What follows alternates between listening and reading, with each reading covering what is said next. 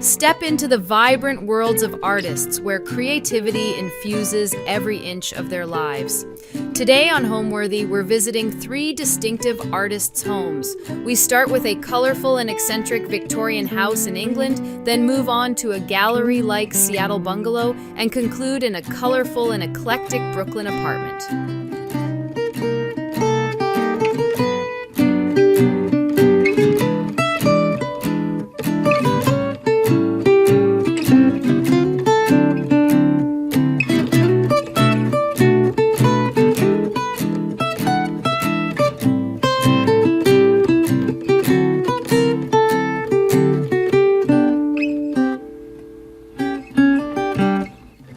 Watching Homeworthy, where we believe every home has a story. To shop items inspired by this and other Homeworthy episodes, be sure to check out the product links below for amazing furniture, accessories, and more.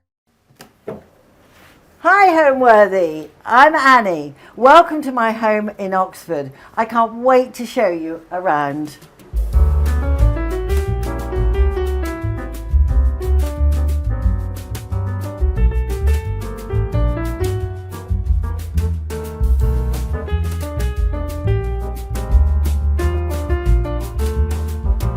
You're watching Homeworthy, where we believe every home has a story. I'm Annie Sloan and I have a business making paint. I invented chalk paint in 1990. This is my house in Oxford, in England. It's a Victorian house built, I think, about 1870, around there. It's a 4-story house. So we moved here, my husband and I think 3 of my boys then. We all moved here in the year 2000. So we had the millennium here, which was great.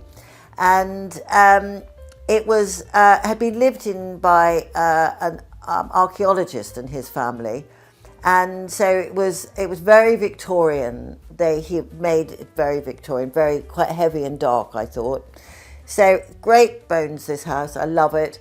But we've made it a lot lighter. So this area here, actually, when we bought it, was outside. And these were the old back rooms. So there would be, I think there was an outside loo, really broken down, but an outside loo. An old scullery area. And to my left was the garden area. So we've made this another building and lots of light coming in. And it goes looks over the garden. And it's what we call the garden room. So it's got a more modern feel to it. And we go out there where we've got the car and we use this exit and entrance a lot. And so we've kept the front of the shop, I was going to say. We had a shop at that point. I kept the front of the house a little bit more Victorian, I'd say.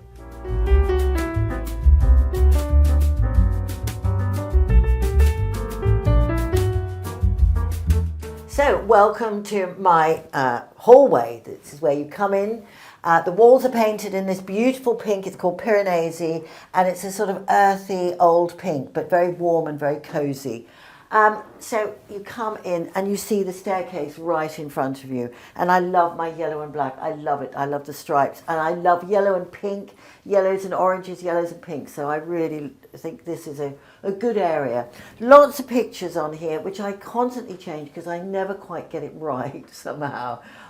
This is going to be changing. I don't like the pink and the green. I usually like pink and green, but not this pink and green. So that's going to be changing soon. My doors are a sort of deep blue, Aubusson blue, waxed. Really lovely, I think. So maybe more of that. So always changing. And so the stairs, but then down here into, and I love this, going into my my garden room. So it's very welcoming, I think.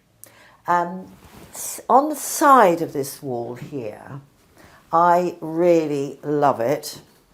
This is important, this little area here. So I've got some more work to do on it. But I particularly love this wall. The base of this wall is Antibes green with a line of the blue on it. And I want to work this a little bit more. And I've got a whole lot of pictures. They're all very, quite random actually. A very old drawing, oil painting from Holland. A drawing I did of my son many years ago. A Japanese thing. A lovely sketch I got from in New York down there. All a lot of different things, and I really find this a very interesting area, particularly again when you go here and you see other things. So again, it's very different parts of the world. So this is a Japanese painting. I think this is a little, I don't know where it came from, could be Japanese or it could be Chinese. Chinese, actually, what am I saying? They're both Chinese. That came from Cuba when I went there. That is a Ghanaian barber's sign. I just adore that. And this is a drawing I did myself it came to me, it was an extraordinary drawing because there wasn't a man, he didn't look like that, but I could see him in my head and I just drew him. That often happens to me or has happened to me over the years. So there's that. And going up, I've got lots of pictures along the stairs as well. That one needs to be put up, so I haven't quite worked out where it should be. I did have it there, I'm not certain if I like it there. It's a Graham Sullivan print, which I like him as a English 1950s, 60s painter, very well known at one point. I think he's great. So up here are these two gorgeous cornices. They're Victorian and not uncommon, especially along here. I think this row of houses has them, and some others, you see them in some houses. And I picked them out in the white because I think they look so gorgeous. So the Piranesi, old white, and again, the ceiling has got I think it's lovely. It's original, and I've done that white with country grey, a good neutral, and it's a neutral with pink in it. So that country grey's got red in it, pink in it, and I think it just works very, very nicely. So this guy here, he's actually, I think, from Indonesia. I bought him in a shop because I just thought he was lovely, and he's, I don't know much about him. I normally do. This guy I really love. My parents lived in Zimbabwe at one point, and I have lots of pieces from Zimbabwe, and I particularly like this one. Unfortunately, her head fell off one time, but I just glued her back on. But I do love the fact it's all one piece of wood and carved. And this was a tiger. It's not very good quality, but my mother gave it to my son, and I keep meaning to give back to him, but I haven't. And I've got these two 1930s Art Deco clocks here, which I'm not sure. I can't decide if I like them or not. So they're sitting here while I work out if they're good or not. If I like them, do I want them? So I might sell them. I don't know, we'll see. Lots of paintings that around here. Some paintings from my parents' house that I love, little framed oil paintings. They're ubiquitous. They're not special, but they're nice. One of my favourite artists is Revilius, and he's from the south of England, and I love his work. Just a painting, Victorian painting. So yes, my house is very colourful. There is a lot of colour in it, although I don't think it's overpowering at all. It's never, in my opinion, it's never jarring. So I think that's because the way I use colour is not just to throw everything in. I think you have to be able to use colour so that it is not jarring on the eyes, but it is gentle and soothing, but at the same time it's quite exciting. I think sometimes when people say, I love colour, they think that you have to have like 20 colours in a room or in a scene or on a wall.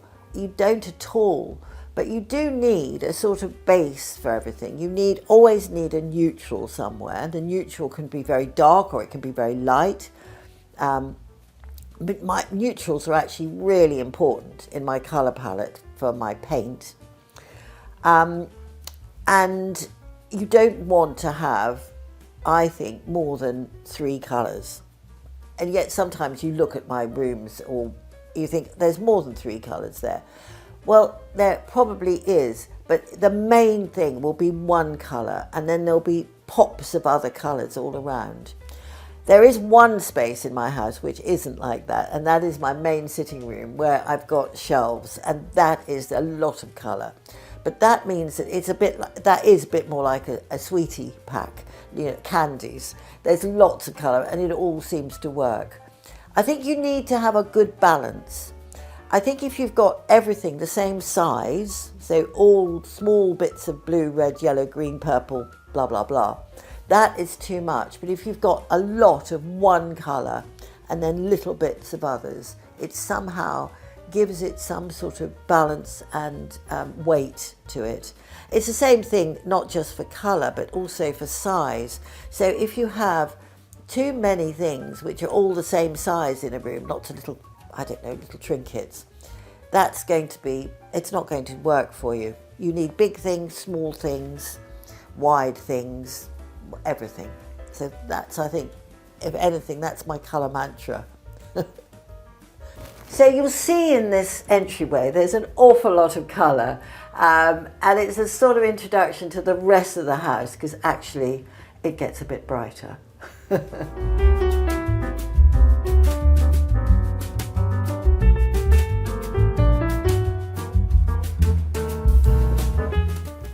So welcome to my sitting room. It's in 2 parts, this part here which is in green, and this was one single room, but I've knocked through to get to the back part there, and that I've done in Cambrian blue. And there's another door behind there, but we don't use it because there were 2 separate rooms. But one big room, although in fact we often, the way the chairs moved, we sort of are in this bit or in that bit. But occasionally when we have friends, we push that back and then it's one big room. I have so much in here to tell you. I don't know where to start, actually. I think where I'll start are these 2, because these are really important. These 2 beautiful chandeliers. They're French, I think 1960s. They're rather Chanel, I think.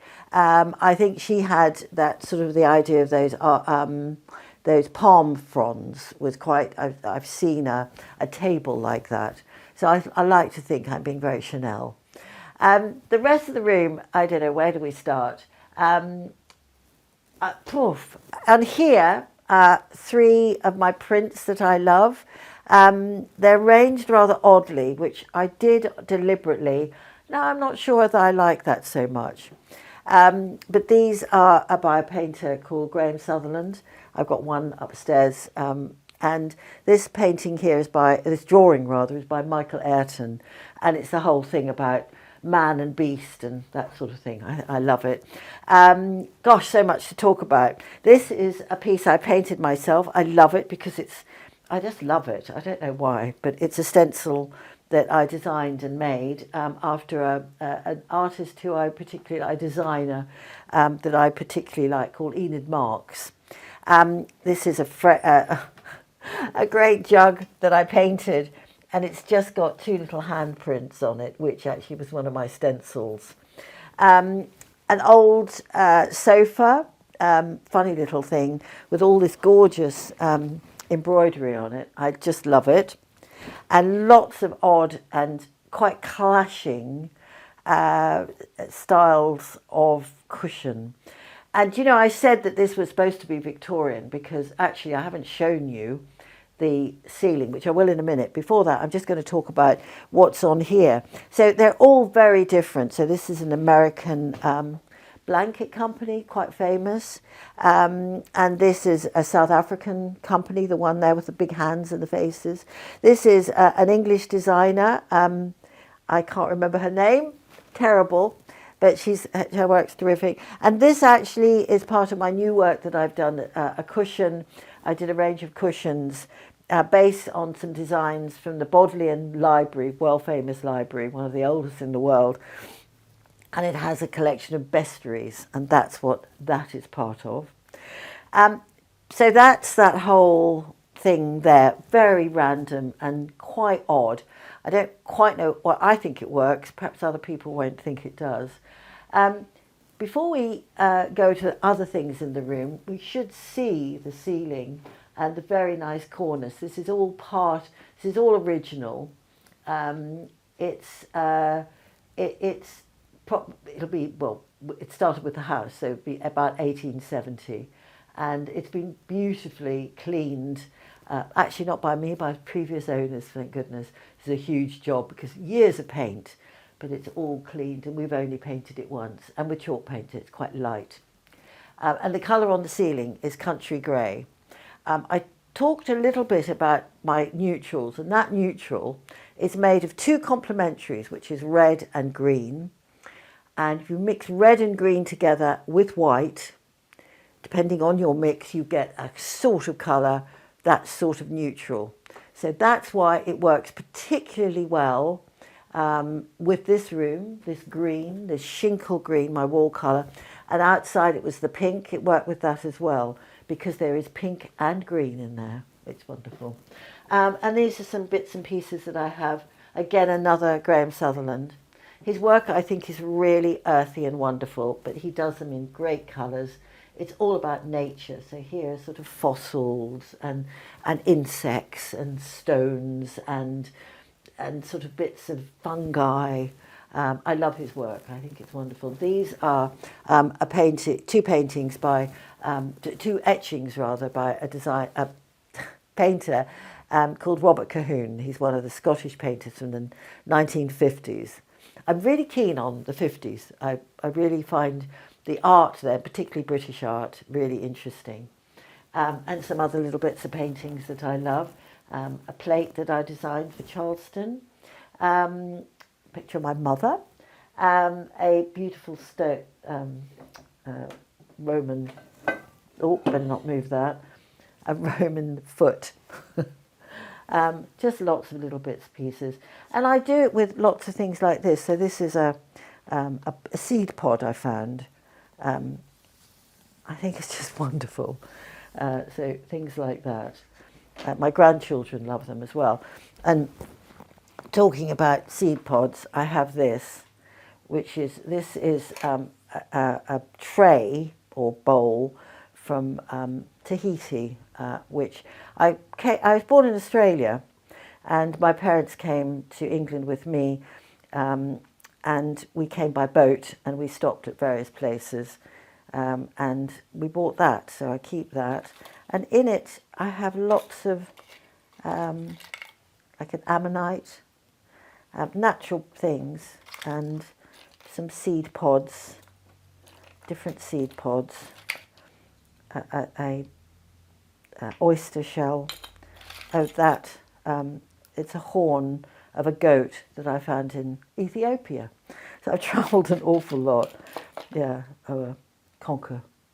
So my grandchildren come and they always look at that, which I love. Have a look at the fireplace. Beautiful. It's marble. Lots of lovely things. Skulls. Bits from, I bought that from a Chinese painter, a Chinese artist in China.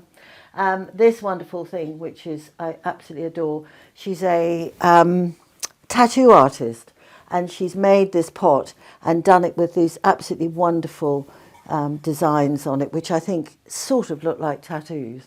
So that part into this part. This is all painted in Cambrian blue, and it's a slightly more mellow space.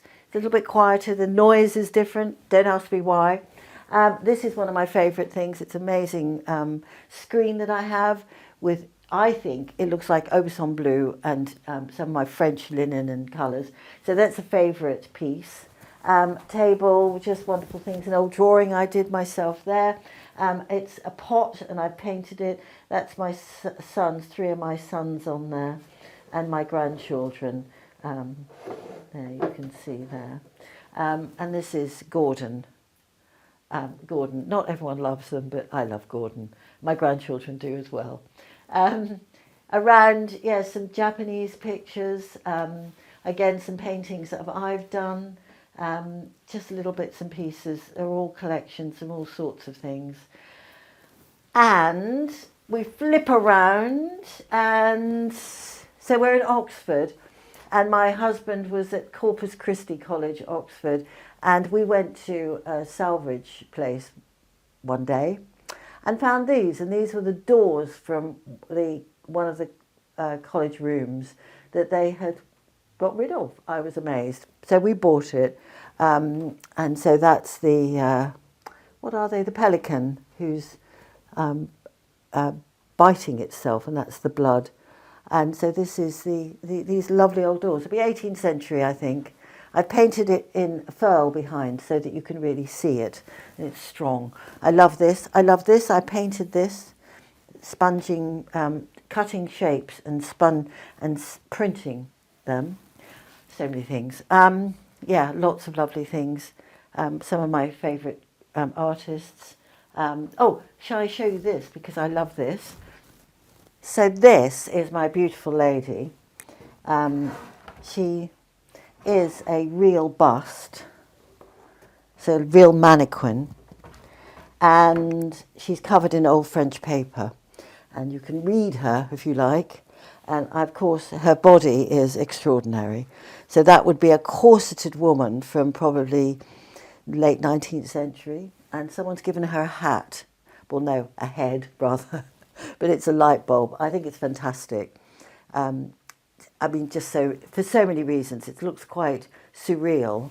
And I bought it in France, and we got off the ferry, the boat to France, had a coffee, passed by a little antique shop, saw that, and thought, I've got to have it. So, and she's been with me for a long time now, her and her tiny waist. So this blue room, mainly blue, lots of blue things in it, has got a second colour in it. I remember I talked about having always a neutral, a main colour and a second colour. And so the main colour, second colour in here is orange. It's called Barcelona orange.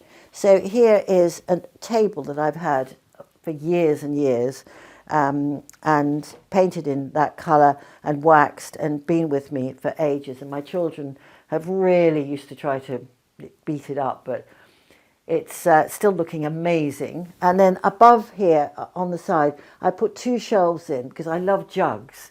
So these two great big jugs, all these jugs along here, are against this orange, which I think just gives it a little bit of, just a bit of life, I suppose, and picks up on all the other bits of orange, like on here. So this is this is Peruvian, and I love these with these lovely tassels. So that sort of picks up on it. So the orange, the blue's there, and then occasionally, of course, I've got something completely different, but orange there again, and a lovely carpet, lovely rug. Actually, it doesn't have orange in it, but it probably should have, shouldn't it? So I don't know what you'd call my style, but it is, it's a sort of organic. I haven't sat there and decided. I'm not a designer who goes and just does the whole house at once. And it's very organic. It's grown organically over the years. So, and I buy a lot of stuff. I'm a bit of a magpie. I see stuff and I want it desperately. I love it. And so I've got all these sort of prizes, these treasures, and they're all over the house. So the initial idea that this would be more modern and the rest of the house would be more Victorian, that was the idea, but in fact, it's all merged in. I suppose I like a lot of colour, and I don't aim to be maximalist. I don't aim to be anything, actually. I just aim to please myself.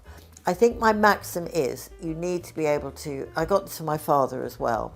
He said, I want to be able to sit in a chair in my house and look and think that is beautiful.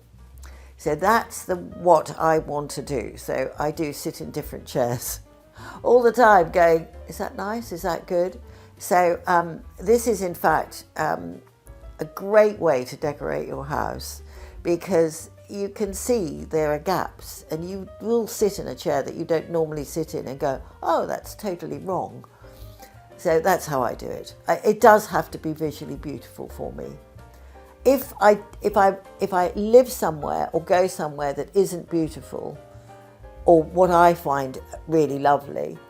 So when we were first living here, and we didn't have the time because we were doing my shop. I had a shop at that point, like I said. I would not be able to look. I found it so horrible. I can't look at certain things. It sounds crazy, but that's what I am. So, next stop, the kitchen. Come with me.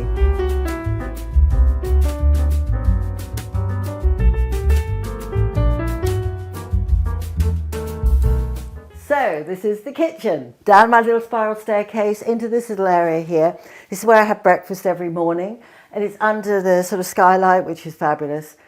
This was originally where the house ended, and this part was the outside, and it was rather cold, and even on the sunniest days it would be rather damp.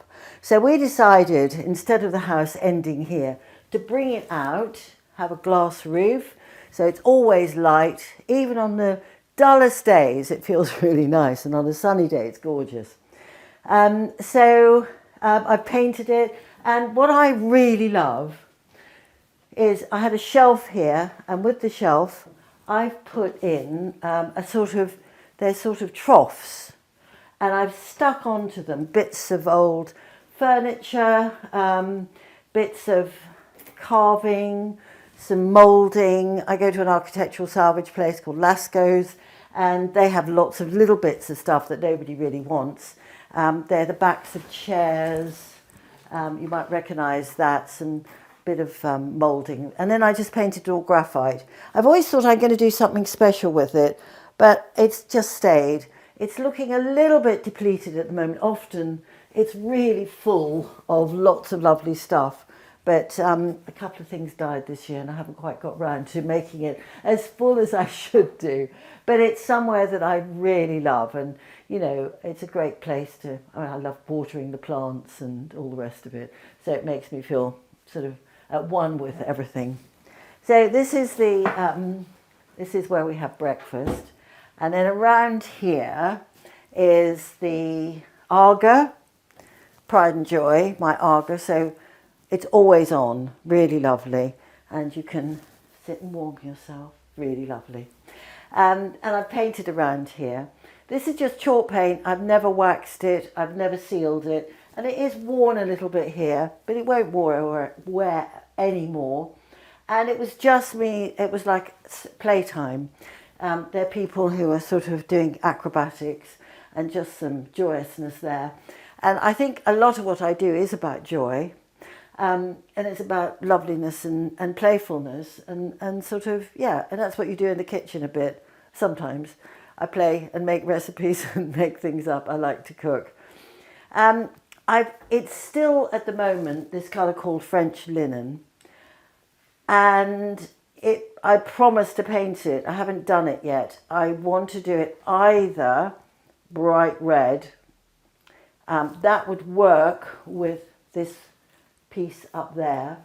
Well, that's a cupboard. Behind there is all my coats and what have you.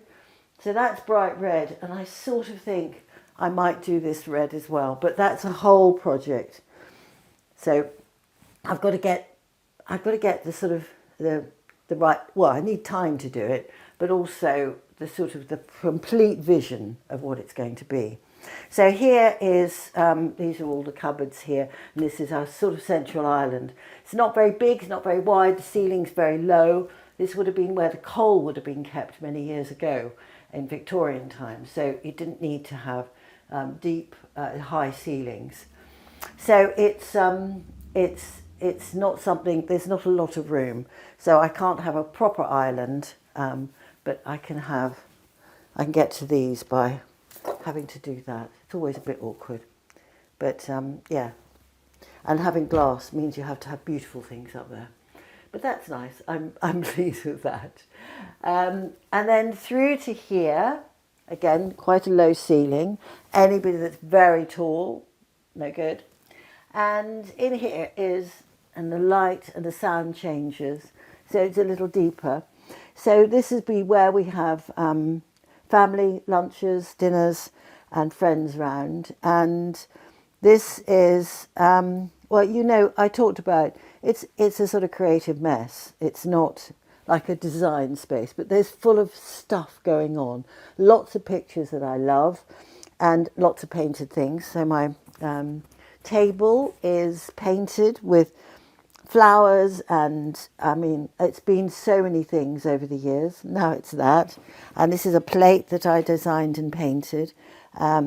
It's actually one of the ones that I did for the Bodleian Library, but I'm not going to sell it because partly I don't think it's quite good enough. It's a bit weird, but anyway, I do like it. To my left is my piano that I painted. So I really love this painted thing. I don't know, this piano. And a little bit of red across there, which I like. I love the fact that it's all quite muted and greys, and but this bright red in it. You need some pop, you need some colour. And my grandchildren come and play, and my son comes and plays, two of my sons. All three of them are very musical, and some of them, two of my sons are, well, actually they all make a business out of, well, no, they don't. Two of them are professional musicians, so this is something I really, really love. Two paintings there and another one over there, rather etchings, drawings, by an artist who I love, which is George Gross, German, from the pre-First World War, always between the wars, and it's quite dark, but I think the work is incredible. And there, another one of Michael Ayrton, who I love, and it's the Minotaur, and he's got a human body, but a face of a bull, and a tail as well. And I think it's the thing about, you know, the man and beast and all of that stuff. Great story. I love it. And there's a picture of my father over there. A lovely photograph that I love from the 1930s. Oh gosh, so many other things in here. So this is this great space here, slightly quieter, more business-like there, and then more light in the next bit.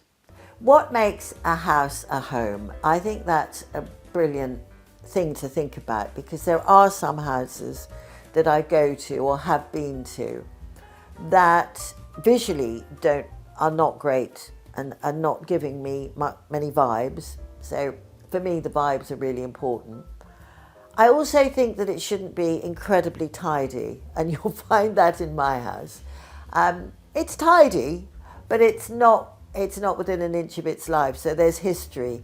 There's a sort of time history. You know, you'll find maybe some things that I've had out and looking at, and they're still there. I'm not someone who likes to clear up my toys, as it were, too quickly. I like to leave them out while I'm thinking about things, and, you know, if I like it. So there's magazines around which I can look at, and books around which I like to look at. And they're just little bits and pieces. So it is very much a sort of something in progress, I suppose. And I think that's how, I don't think you should ever feel that a house is finished. And there are things which are wrong. There are sort of things that I haven't, it's not quite right. But I think those little jarring things are good. You know, this isn't a hotel room. It isn't a hotel that's perfectly done. There are things that slightly jar, and those jarring things are what gives it a little bit of frisson, you know. So that's my home. So come with me and I'll show you my garden room.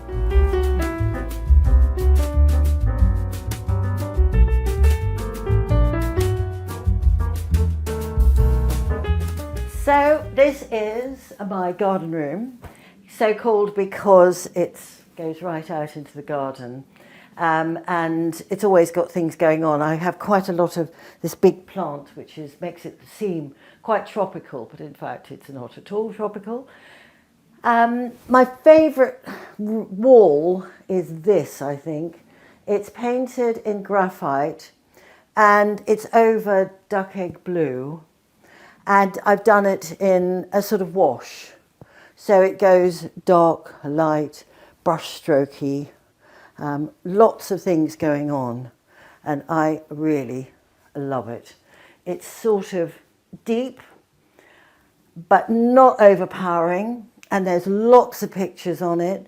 They're all ones that I really love. That is a piece of tissue paper, not tissue, crepe paper. I bought it in New York on a big roll, and I think it's absolutely fantastic. It's nymphs in its 1920s, and I think it would have been used to dress up. Dressing up was a huge thing in the 20s. So that was that. Lots of things that I found in junk shops and bought from friends and what have you. That one I love. I bought that in Marseille in a street market. I've never done the frame because I sort of love the frame, sort of hate it, but I love this. And it's named by somebody I don't think very famous. Love this. It's a painting my son did, Felix, and he was a designer, nice musician, but love all that. This is a great desk that I bought from St Anne's College. I bought 3 of them and kept one, and it's a 1930s, big and heavy looking when it's brown oak, and it was very plain looking, but I painted it. I daren't show you what's inside because it's such a mess. Whoops. But I will quickly show you that it's red inside. And I think those colours are fabulous.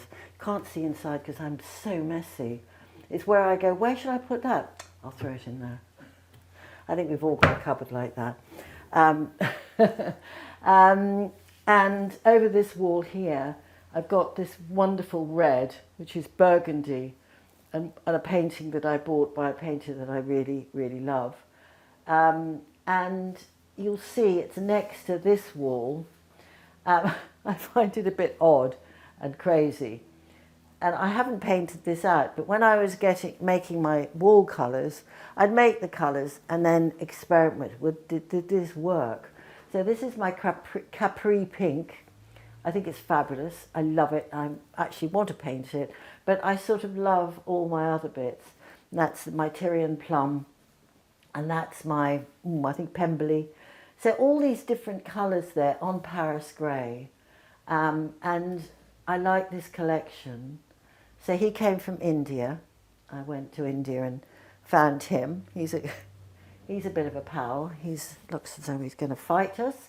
That I bought in South Africa, and is a little bit like, what's the story of the talking animals? Can't remember, but it looks like the Push Me Pull Me, because it's got one head that way, that one, and you could put something on there. I suppose you could put a candle on it, but I think originally it was something else. A painting I did myself, and a little piece, a little wooden piece from India that I painted looking a bit like India. And that is, I don't know if I'm going to get it back on there. That is from America. A wonderful, I suppose, Charles toy, which I love. Whoops. So, during lockdown, I brought this big table in here because I couldn't go to the warehouse where I have my studio, couldn't paint at all. So I brought this here. It's become still, I do work on it. So over the weekend, I was looking at this, which is a painting I did a while back, but I've always rather loved. I love these heads. And so I looked at those and I bought online. It's probably, I don't know what these are, but they're just different races around, different peoples around the world. And I just thought they're beautiful. These lovely drawings.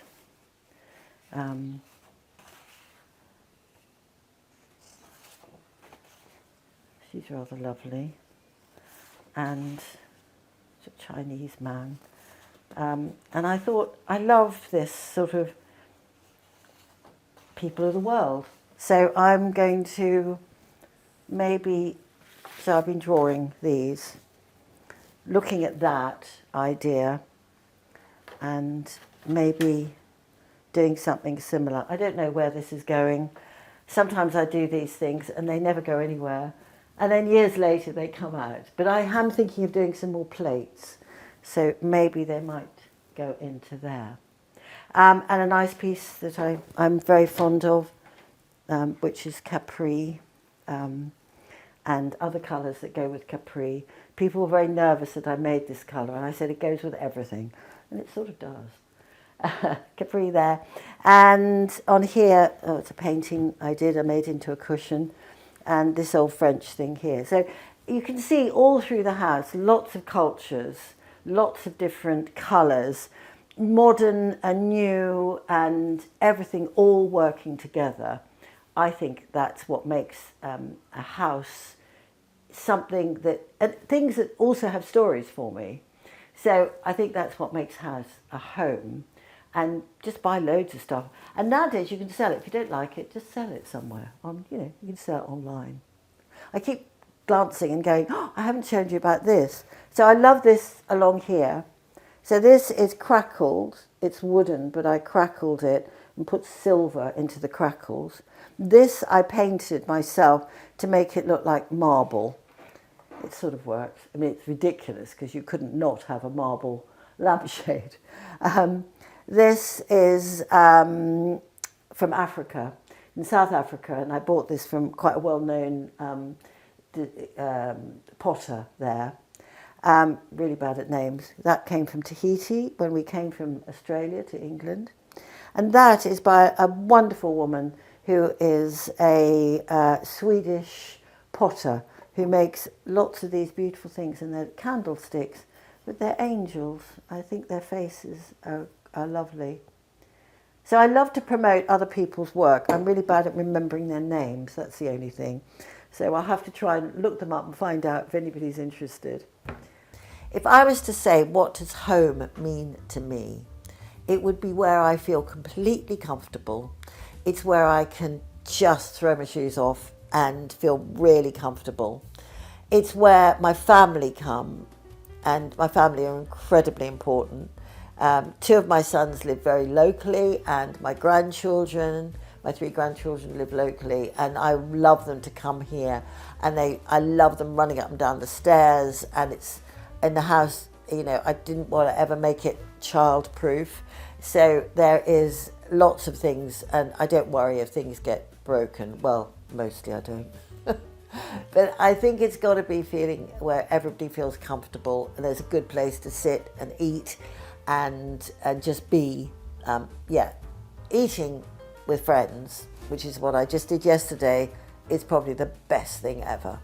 So, garden room. Now, let me take you upstairs to my bathroom and bedroom. Come on.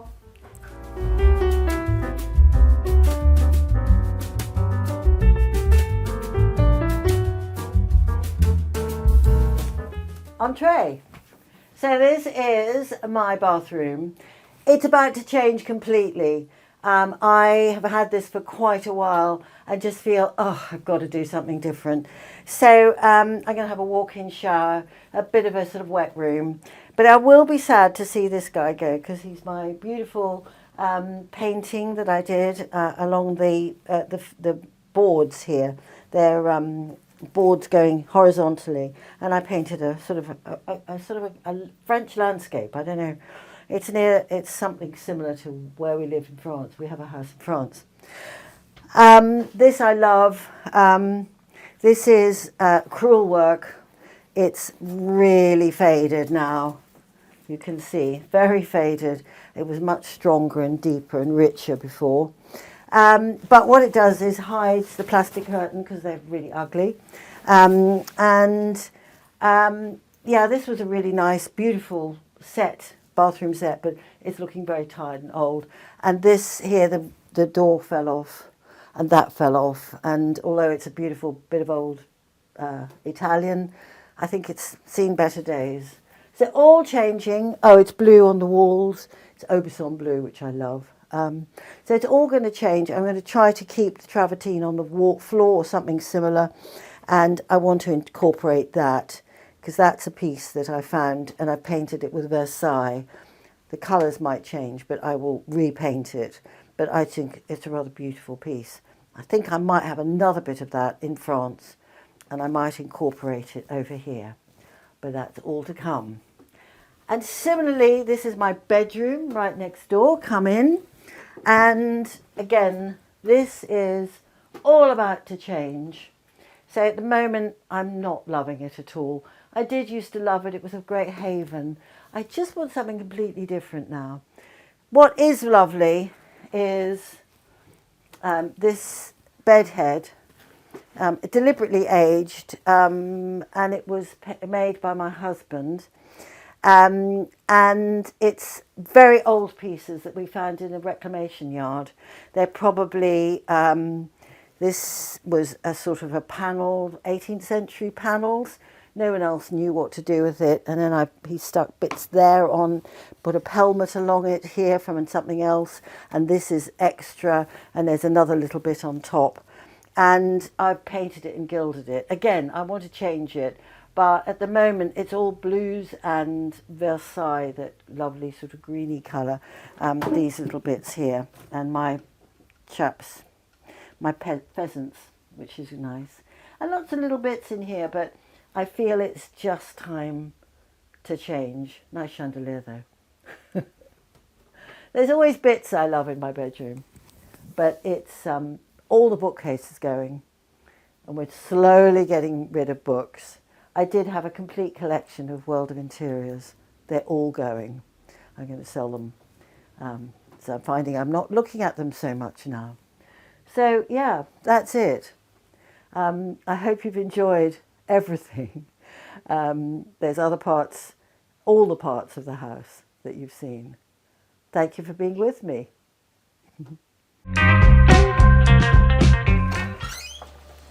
Hi, Homeworthy. I'm Abasir Holly. And I'm Christina Martinez. Welcome to our home in Seattle, Washington.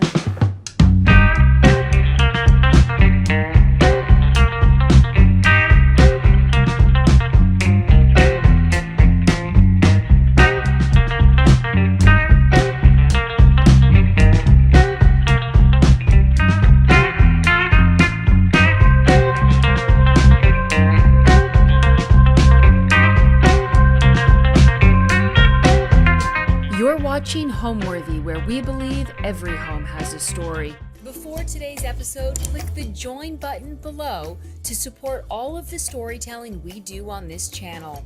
Our growing community of members help to directly fund more videos so we can capture these extraordinary homes from around the world.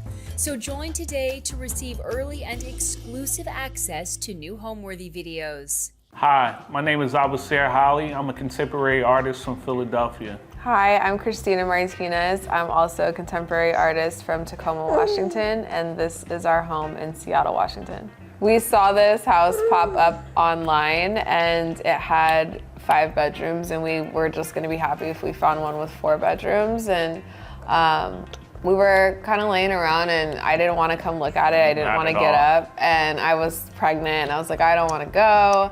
And he's like, let's just go. I have a good feeling about it. And we came, and we kind of knew right away that this is where we wanted to live, and we could kind of see what we wanted to do with it, and it just felt right, and we never looked at anything else, and we've been here ever since. Well, I think the thing that really drew us into the home was that right away we saw that it had the room. That was a big thing for us. We wanted to have somewhere where we could transform something into a studio. I'm coming from Los Angeles, where I live, and moving up here to Seattle. So like we had a lot of clothes, a lot of stuff to kind of like make one. So we needed extra room. So we saw it was 5 bedrooms, and I don't know, everything about it just seemed, and the family that was in here, they were like a real family too. So it just felt like it was the right thing. Yeah, we really connected with the owners of the home, and I think for me, I walked in, I saw the bookshelves, and I like to read, and we knew, like he said, we wanted to make the garage into a studio, so we had the option of working from home. Everything in it just makes sense. We knew that there was nothing that we really needed to change to feel good here. So we're gonna start in our living room, which is one of my favorite parts of the house. We spend a lot of time in here. I love this room because of the artwork. I feel like this is the most like curated art section in our house. We wanted to, we went back and forth about putting like one big piece behind our couch, and then we decided that we had just a lot of pieces that we really, really loved. So we ended up creating a small gallery wall with some of our favorite artists, some of our friends, the kids, and moving from LA to Seattle, he was really inspired by like the trees and the greenery and wanted to like bring that inside of the house. And that's something he like really talked about when we were kind of figuring out what we wanted to do in here. And green, your favorite color is green. And green is my favorite color. So we found a lot of our pieces that had like a green element into them, and created this gallery wall. Well, the paint, it's a paint company out of Los Angeles that we used for the LA spot loft and different. Actually, I used it a lot on my paintings, and it's called Pertola, and they make custom paint. So we had a couple custom paints made, and this one was called Pioneer. Yeah. Yeah, and then the trim. We actually had multiple therapy sessions about the darker trim because I didn't understand it. I was not a fan at first, but I have to say I was wrong. Right. Yeah. I love it now. It was definitely something that I was just like, what are we doing with this trim? I didn't get it, and I knew it was going to take longer. It was just a whole thing. But yeah, we always laugh about that because he was like, one day someone's going to come in here and want to film our house. And when they do, I don't want you to say anything about the paint or the trim. So here we are. Some of the artwork, I mean, a few pieces are personal pieces, and two of them are his there. This one in the checkered frame is mine. And the flower face. Oh, and the flower face in the middle. The black piece with the gold frame, my son did when he was maybe like, what, 10? Yeah. No, like 10, 11? Yeah, he had to have been a little... Like 11, 10 or 11. And then these are a couple pieces from some artists that we love, Mia Lee and Mike Rise. The smiley face is a piece from an artist named CJ Hendry, and we went through a lot to get that piece. She sells out so fast, so we actually like paid for a Wi-Fi subscription just in the car so that we could have Wi-Fi in the car to be able to get it right when she dropped, because we knew we would be picking up the kids from school, and it was worth it. Yeah, we got it. We got the color we wanted, and we love her. And then Monica Hernandez did this piece in the corner called I Want a House, I believe. I have wanted that original painting for years and years and years and have not been able to get it. So we did get a print, and I just framed it green so that we could put it here in the living room. Can't forget about our plants. Yeah, our plants. We both love plants. We both have been on a journey of just like figuring out how to keep them alive together. So we don't quite understand fake plants. I don't really understand that, but to each his own. But we've kept them alive so far for them. At least the downstairs ones are doing really well. Yeah, they're thriving.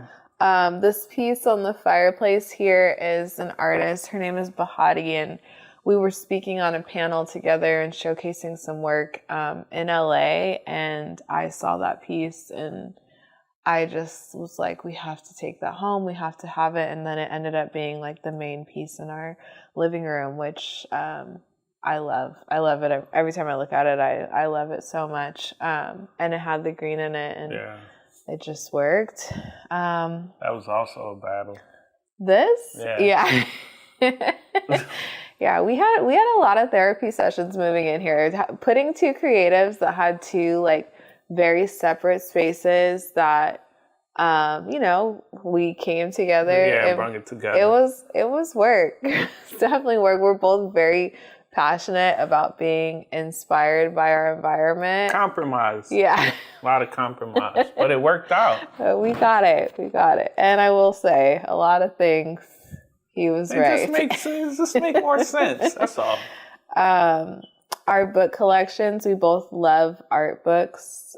So we were able to bring our art books together, which is nice for like when we need some inspiration or just want to go look and learn about something. I didn't realize we had this book. Yeah. We can just come and look. We had a lot individually, so bringing them together, it just kind of grew. I think we should. I honestly need to look at them more. We have some really good ones. Yeah, we do. And then there's like some Babysitters Club mixed in there.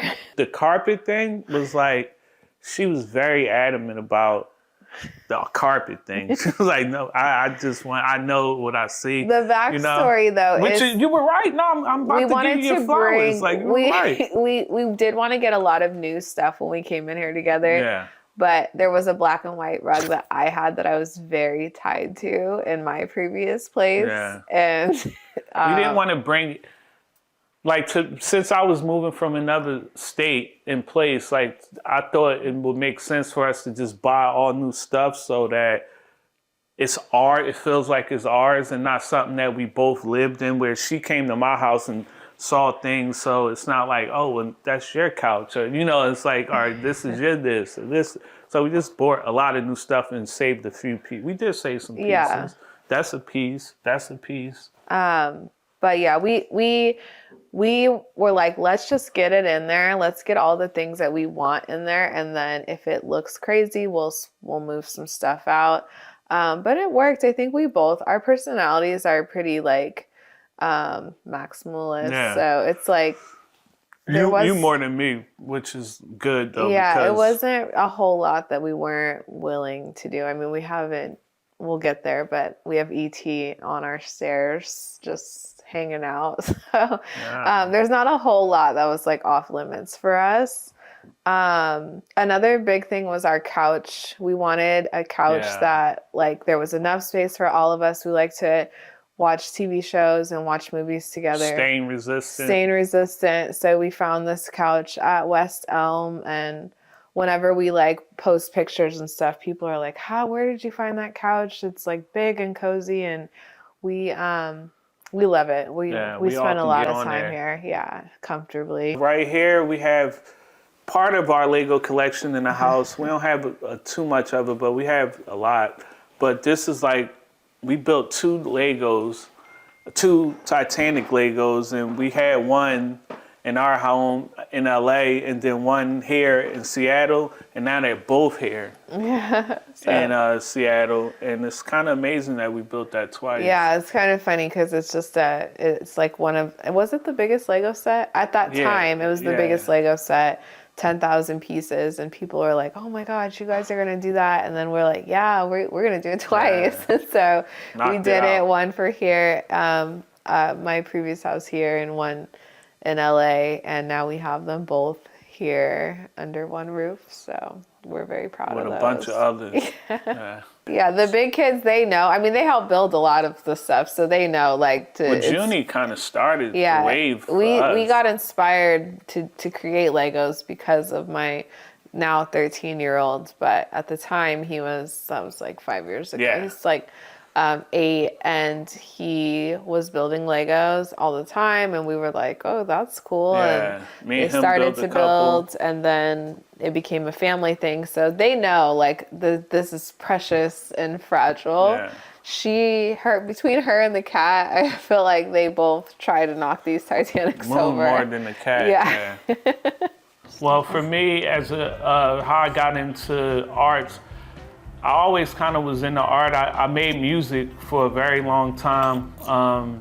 Since I was a teenager, coming out of high school, I got a record deal and had the opportunity to, travel the world and make music and, have albums in stores and things like that. And then art was something that always was there. I won a couple art contests as a kid and stuff like that. So I had the ability, but I only focused on the music aspect of it, the musical art. And then as I started to grow and the music started to slow down, I got into the visual arts more and more. And that's pretty much how I got where we are today. And for me, I grew up thinking I wanted to be a fashion designer, and I went to fashion school and studied in San Francisco, and it was in San Francisco that I learned that my love was in the illustration process and drawing and painting, and I like to create the figures that I was gonna make clothes for. And I would draw up what I was gonna design, and then when it was time for me to like actually go and sew the piece, I had already connected to my illustrations so much, and so it was in fashion school that I learned that my love was in painting and drawing and illustrating. And we actually met as part of a showcase that we both were in Cleveland? Yeah, Cleveland, Ohio. We both have no real ties to Cleveland and ended up showing in the same show at a museum there, and we've been together ever since. Yeah. Okay, now we're gonna take you into the dining area where we ate maybe 5 times total since we've been here. Thanksgiving, Easter, a birthday maybe. And Christmas. So for our first art show that we did together, called Two Sides to Every Story, all of the descriptions for the paintings, I typed them up on this typewriter, and it was a lot. These are like very tricky to push. So I think we showed like maybe 40 pieces, and I typed all of the descriptions on these right before the show. So there's like videos of me like going crazy typing them, but we wanted it to all have meaning. And so this is definitely one of my like favorite things in this house, and definitely one of my favorite gifts that he's gotten me. The light fixture is really nothing special. It was in here. We talked about changing it, and then we were like, well, we kind of like it. And it's like blown glass. yeah, it's just one of the things that was in here that we just left, and yeah, I don't think too much about it. We both, he had his mirror piece first, if you want to talk about it. It was a phase, some years where I just only was painting on mirrors for a little minute, and like kind of just cartoons on mirrors, kind of looking back at you, stuff like that, with little tongue-in-cheek quotes or titles to them. And this is like one of the ones that I never really wanted to sell. People try to buy it, but I don't really want to sell it. And then I was scared when we put it in such a main part of the house that it would sell right away, and I didn't want him to sell it either. I'm not going to sell. People ask. Yeah, I'm not selling it. I love this piece, and this piece actually inspired me to make that piece. After seeing his piece, and I had never painted on a mirror before, and I never will paint on a mirror again. No, you should. I'm just kidding. It is so much harder than I thought it would be, and looking at his, it was so clean and so flat, and I'm like, ooh, I want to try that, and it was a lot more work than I anticipated. So this was my one and only mirror piece for now. And I also have no plans on selling it just because it's the only one. And it's very heavy. It's very, very heavy, yes. We got another Lego plant. and some these Ralph Lauren trunks that hold, like, you could put anything in them, but I know. I used to always think there was like something secret in there. no, just a bunch of brand new sheets and stuff like that. Yeah, we love a good hiding spot. Yeah. But yeah, this is another one of our builds. We love the whole plant flower collection. And Yeah. so this paint color here, we knew we wanted to do the 2 colors, and I was open-minded to Did that. we? I was open-minded to that.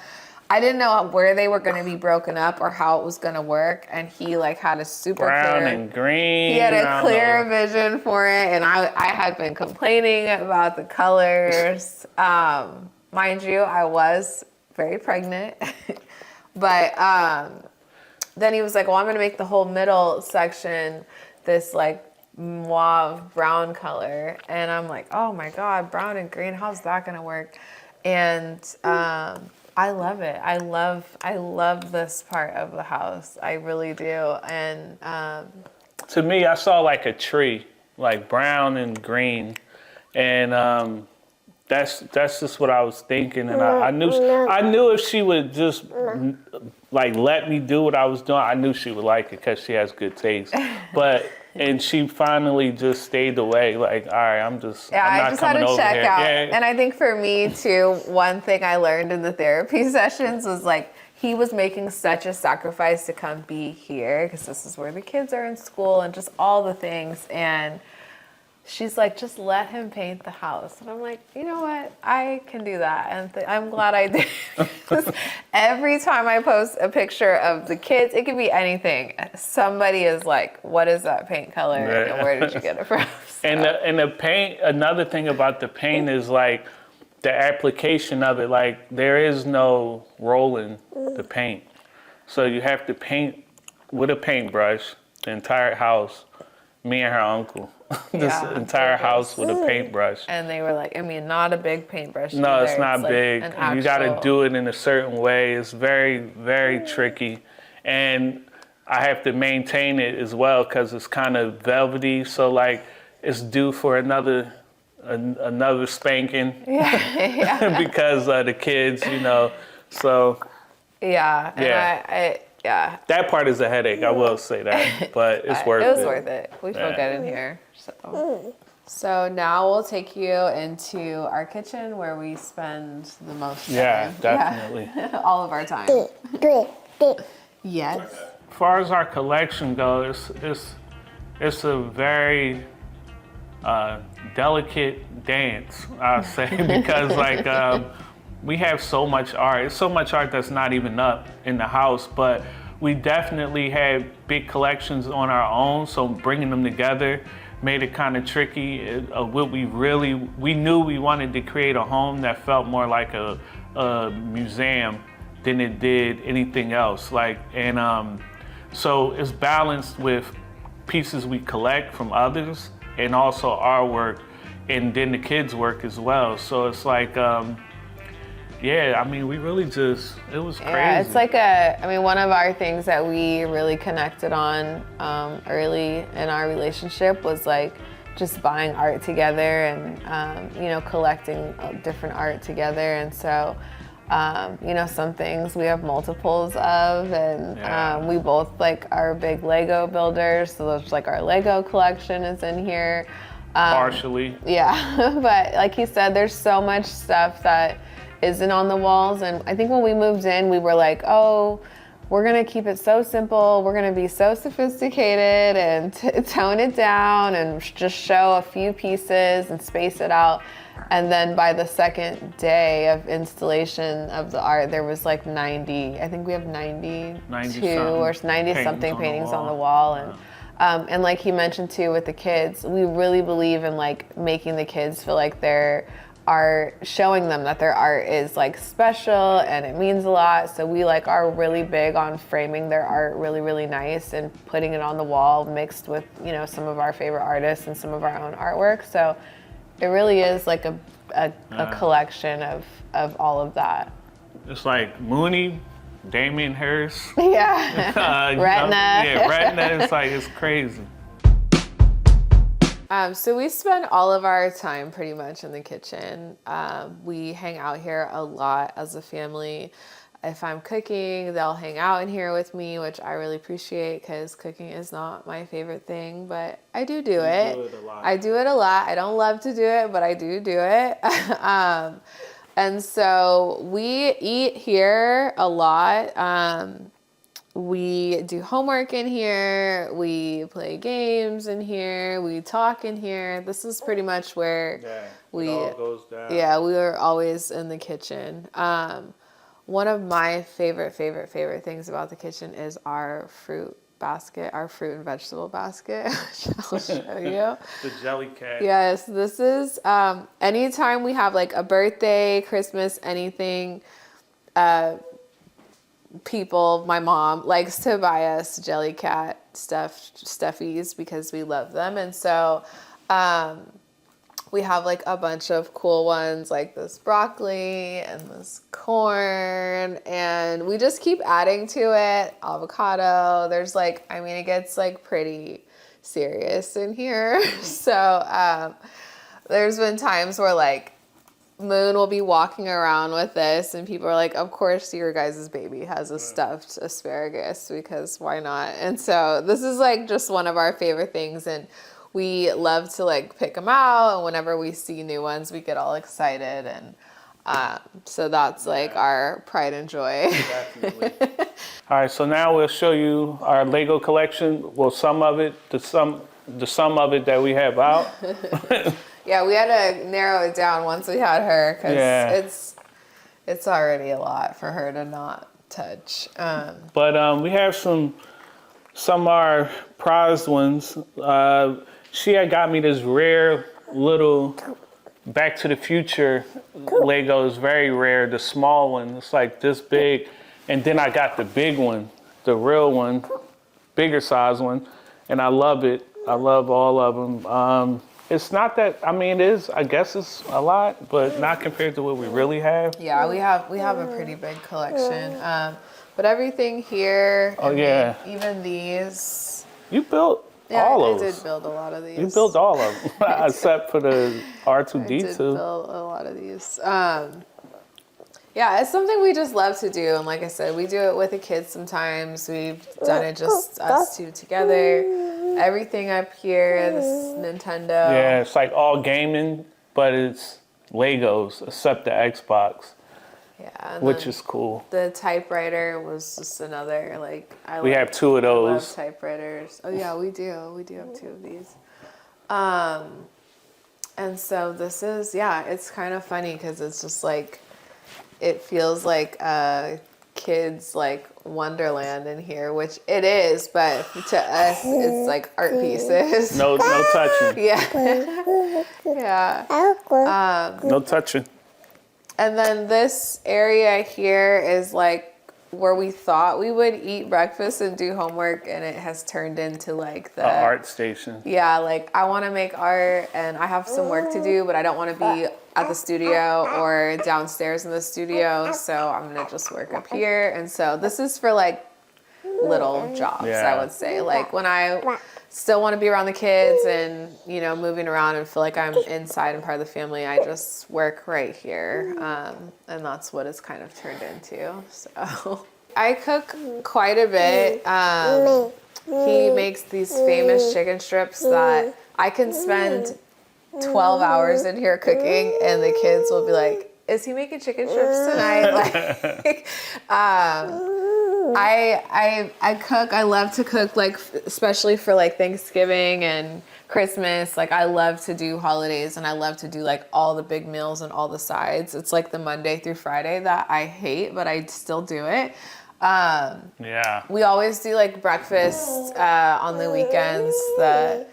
Well, one thing I do get some credit for is my pancakes. So it's all good. All your food is good.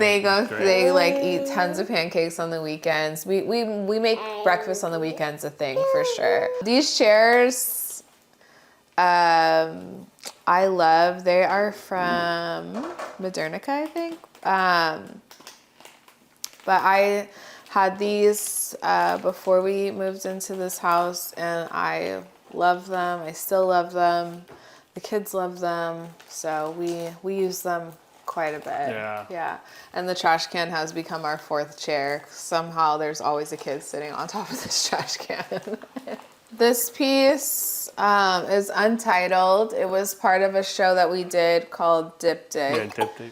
And it was just one of those ones that it's when I started experimenting with oil paints again, and it just kind of came together, and he really loved it. And it's hard for me, like when I'm working on a piece, it's hard for me to like appreciate it right as soon as it's finished, because I just like went on this journey with it. So he really wanted to put it up in the house, and I love it. It's like a true reflection of just all the things I believe in. And this piece right here that we have, this is the original Damien Hirst painting that he gave me for my birthday. I actually signed it and talked about my art on it and stuff. So it means a lot to me, actually, coming from somebody like that, you know, to recognize my art on his art.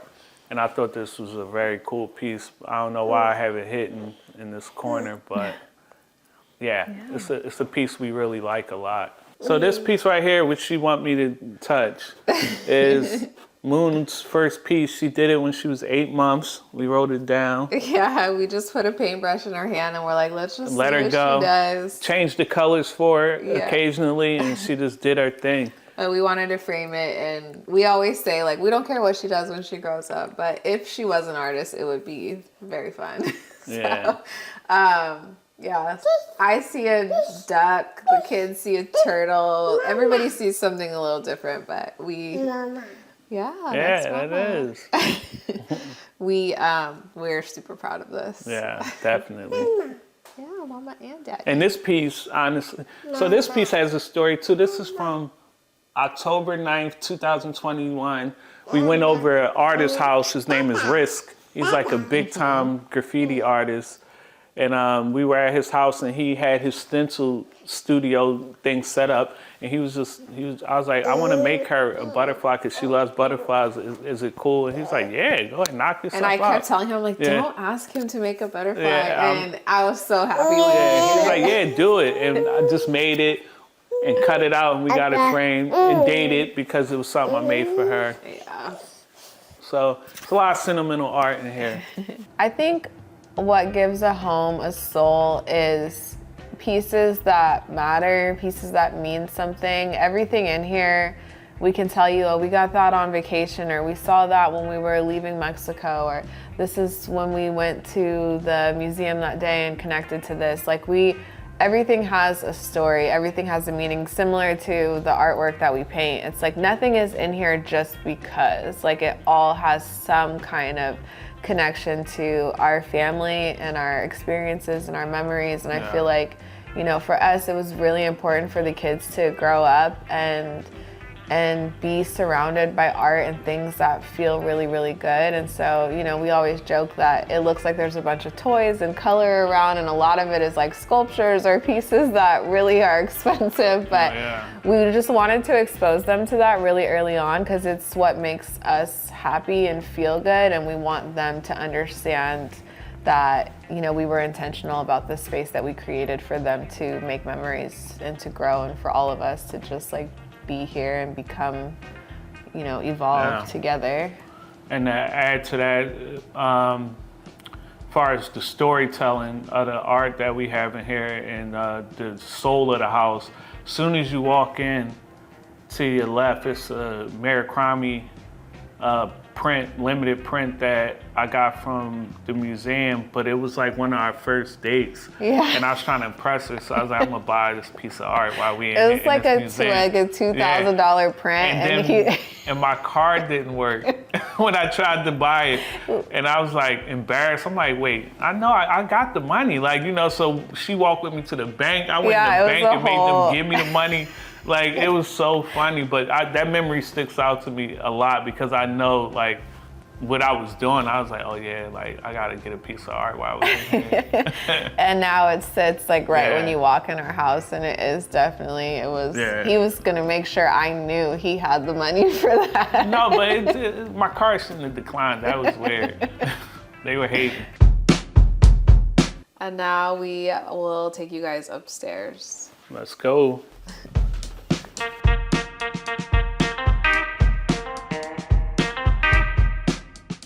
One of my favorite things about upstairs is, one, we're all up here. All of our bedrooms are up here. We're all connected. We all feel close to each other. And then we have this piece in the hallway that is like a true representation of our family and all of us. And so this is a piece. These wood panels were part of my old studio. And he had the great idea to paint on them. And when we started it, was the day that we had all the kids in the studio. Even his older daughter was in town from Philly, and she was able to paint on it. She's an artist as well. She's amazing. And so this piece is like all of us in one spot, everybody just being like their free, true selves. And I am just so grateful that we have the space to display it in our home, because it means so much to all of us. And we have videos of the kids painting on it, and it's just like, it was just a moment. It was just a moment in the studio that felt so good. Yeah. And felt so connected. So to be able to show that is just, we love that this is here and that we were able to make it work. We did not know where we were gonna put it, but we knew that it was gonna be in this house somewhere. It worked. It wound up working. Yeah, we have actually some of our favorite stuff is up here now that I think that's about what it. I was saying. And right here, like she said, you know, her fashion school background. This was something I always thought was cool that she had, because she put like thug life on it, so it just looked cool, like Tupac. And then I acquired these two pieces. One is mine, one is hers, but they're original Karl Lagerfeld sketches from when his time at Chanel. And yeah, I just thought they were cool, and I thought it would, like, it's cool to tie in with something that she does, which is fashion illustration, and kind of took her on that journey of art to tie it all in together. I thought it was really cool. This piece was a piece that I made and in his LA loft, and I made it on the floor, and I ended up really loving it, and we did this cool thing where we double framed it. And so this is another piece that I just like never really felt ready to sell. And so we decided to show it here. Another cool thing is my 9-year-old. We just got her into collecting art, what it means to collect art, and just like teaching her about it and why it's important. And so we were at Art Basel last year, or this past December. And this was an art piece, her first piece that she purchased. And it was really cool. So we have it here for her on her door. And ice cream. Yeah, ice cream. Oh, and the Count playing. Oh, this is another Lego. Yeah, it really the plays piano music. And it plays music. And we got the Count playing on it right here. Just another. You would think the kids did this stuff, but it was us. Yeah, and the cat. I love this portrait of the cat. He painted this, and it looks just like her. I had never really seen you paint a like realistic portrait of an animal before, but I just love this whole vibe of her, and there she is right there, actually. Yeah, crazy. Plotting. We actually sit up here more than you would think, and we definitely watch the selfie.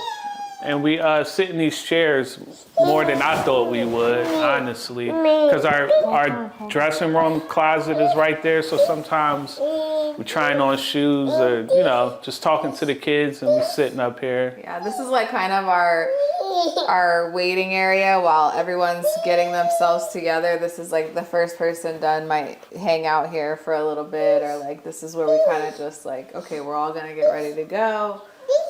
this is like the lobby area for that. They're actually embroidered. They're from Anthropology, and I just loved them. I loved everything about them, and they just felt eclectic and really artsy. Okay, so right here, my guy E.T. I love, if you haven't been able to tell, like figurines and you know, I look at them like sculptures. So like for me, I saw E.T. I grew up on E.T. and a store we go to a lot, Bait. They had them, and I was just like, it's no way I'm leaving without this E.T. And you know, this is original. Well, it's a real litho from Picasso from Amsterdam from 1969, and this was a gift. And I love this. Chris got me this for Christmas one year, and I love it because it's like an artist and his muse. And I used to do a lot of painting when we first met, like this style of painting. So I thought, you know, it was very thoughtful, very cool. And yeah, this piece means a lot to have a Picasso in the house. So this piece is by an artist named Trish Anderson, and he had actually seen a piece that she did, which was like going down some stairs, and it was really textured and really cool. So he really loved her work so much. So I can't remember what it was for, but I had reached out to her to see if she could do a commission piece that was inspired by some of the paintings that he had done and some that we had done together.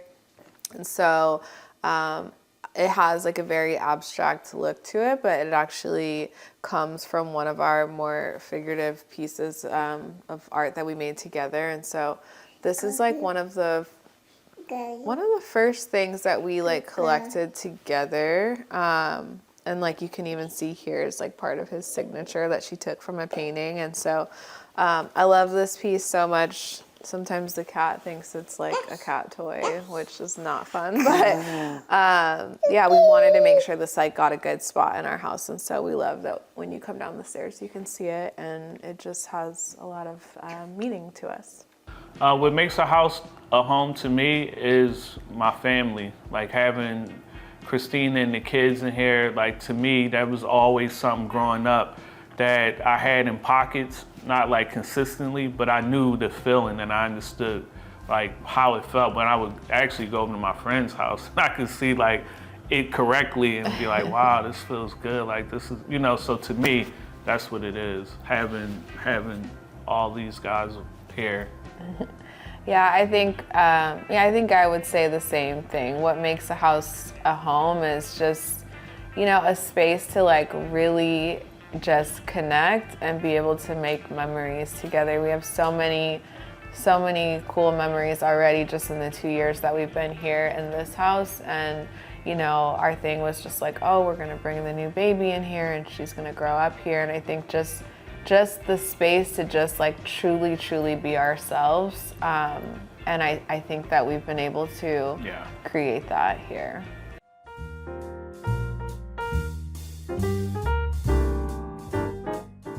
On today's episode of Homeworthy, we're in New York City visiting the home of painter Scott Choka. Scott is a lover of antiques and art, which has helped them to create a beautiful storied space. Scott has painted almost every wall of the apartment, which features an abundance of Staffordshire dogs, stunning patterns, and bright pink accents.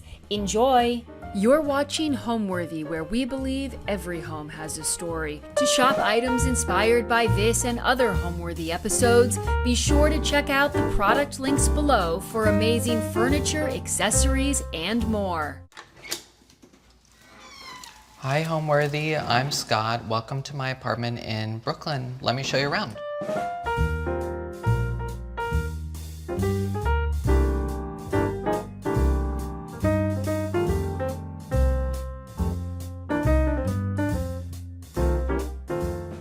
Hi, my name is Scott Choka. I live in East Williamsburg, Brooklyn, and I'm a painter. I live right off the L train.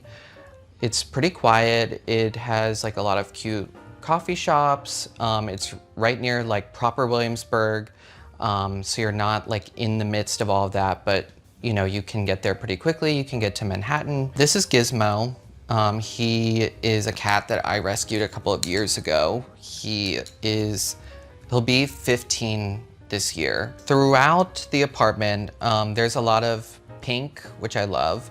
There's a lot of green also. There's a lot of antiques. There's a lot of things that I've just kind of collected over time. There are some, you know, kind of like special things from John Darien. There's a lot of ceramics, a lot of plates. I don't really know why I love plates so much, but they're kind of just great to hang on the wall and make an interesting, you know, pattern, or like, I don't know, just kind of nice to have around. I just seem to always find something either in the shop or when I go home to Virginia. I always go to all of the like antique stores, so I feel like I'm always buying stuff there, bringing it back here, and then, you know, playing with it in here. So it's a lot of antiques, it's a lot of patterns, it's you know, kind of just things that I really enjoy and things that make me happy.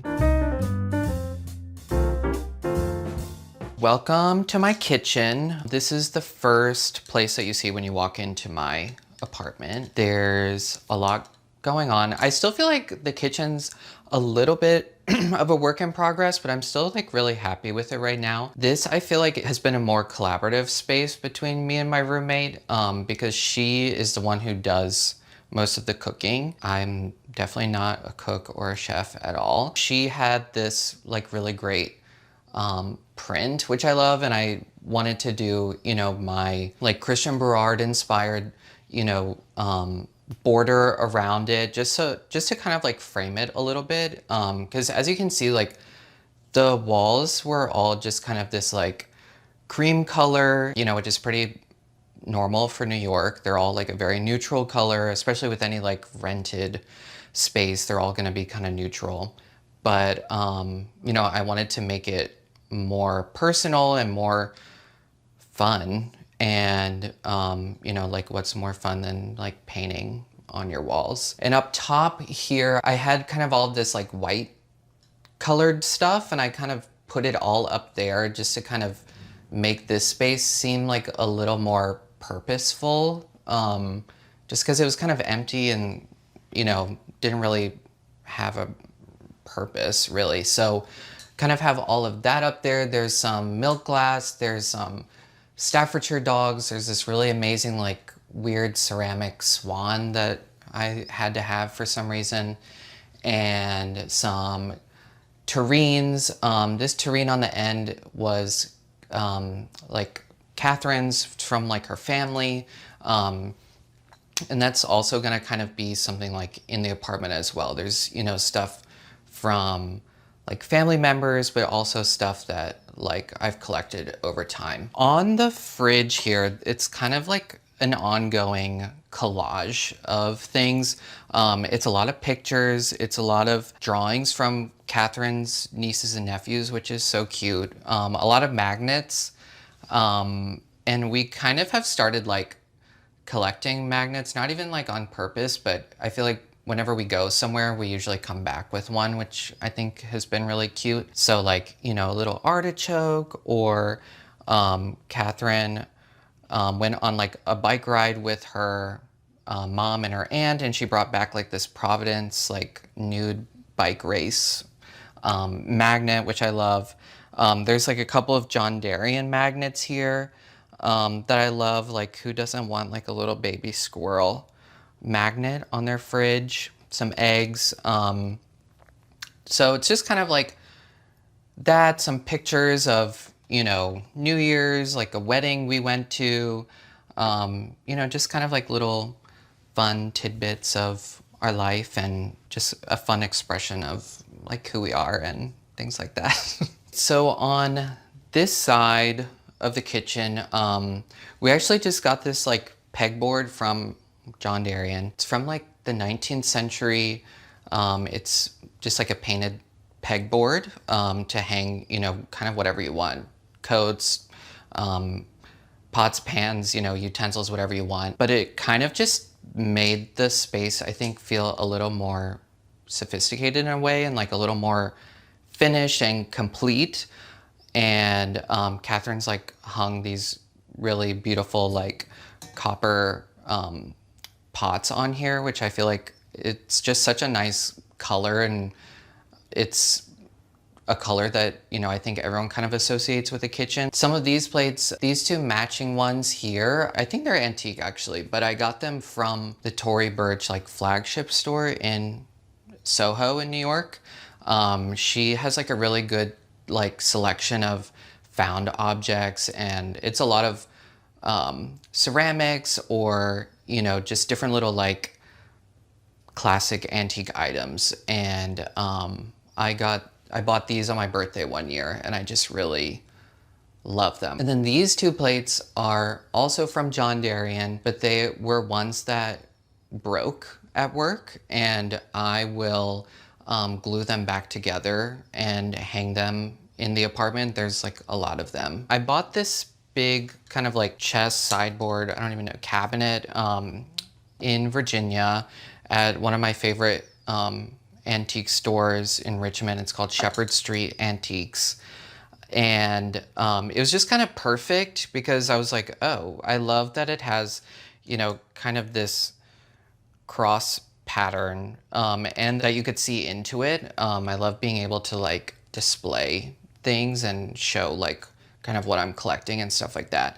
So I knew this was like a piece that I would have to get. And I feel like it's going to continue to like move with me in whatever, you know, apartments I have in the future. And so right now, what's in it is like a lot of Catherine's cookbooks, like a lot of my like lettuceware, a lot of glasses and stuff that just don't fit in our cupboards, because we pretty much only have like 4 cupboards that we can use for like glasses and plates and things like that. So like I said before, you know, you kind of have to like create your own space in your apartment, especially in New York, because you have such limited space. But that's kind of the fun part of it, I think. And especially if you can do it with like antique or vintage items, I feel like it just automatically gives the space a little more character. And then on top, I have like all of these like dogs and kind of like funny stuffed animals. Like I have some like a vintage Stife, and I have like a newer Stife, and I have this like funny squirrel, and this is Catherine's like chicken kitchen timer, and some more like Staffordshire dogs. Those are like all over the place in my apartment. You see them in like a lot of different types of homes, you know, I feel like it's a more like traditional decorating idea to have these like little dogs everywhere, but I don't know, I just really love them. I think they're so funny and like kind of freaky at the same time. This painting here that I also got from an antique store in Virginia, and I really don't know a lot about the painting. I've tried to research it. I like literally can't find much about it. I just love that it's like, one, there's a dog in it, but also I love the scale of it, and I love, you know, having it somewhere where it could like take up a lot of space. So my journey as an artist started when I was in high school. I started just kind of drawing a lot, and I just was really, really in love with it. I loved drawing. I loved, you know, looking through magazines, trying to find things to draw. It was a lot of portraits and, you know, like portraits of family members. I would draw, you know, from life a lot. I always had like a sketchbook with me, and, you know, I would draw at school, at home. You know, if we like went out to eat, I was like drawing people that were, you know, sitting around, and it was just such a good challenge for me because, you know, you have to move really quickly and, you know, just draw what you see. And, you know, from there I kind of moved more into painting. And I had like a really great teacher in high school that, you know, just told me, you know, if you see a color, just put it there, even if it doesn't really make sense. And so that's kind of how I've shaped my whole painting life is just, you know, being bold about choices, about like brushwork, you know, it's all just paint, so you can paint over it. So there's really no way to really mess up. You just kind of have to do it. And that's what I like about it, is just, I feel like it's the one space where I feel the most confident and the most free to do whatever I need to do. And I feel like, you know, I've been doing it long enough now to where I feel even more confident doing it. But, you know, I moved from portraiture more into some abstract painting. From there, I moved kind of into like interiors, and I was still painting like some portraits on the side, but I started like painting like scenes of rooms.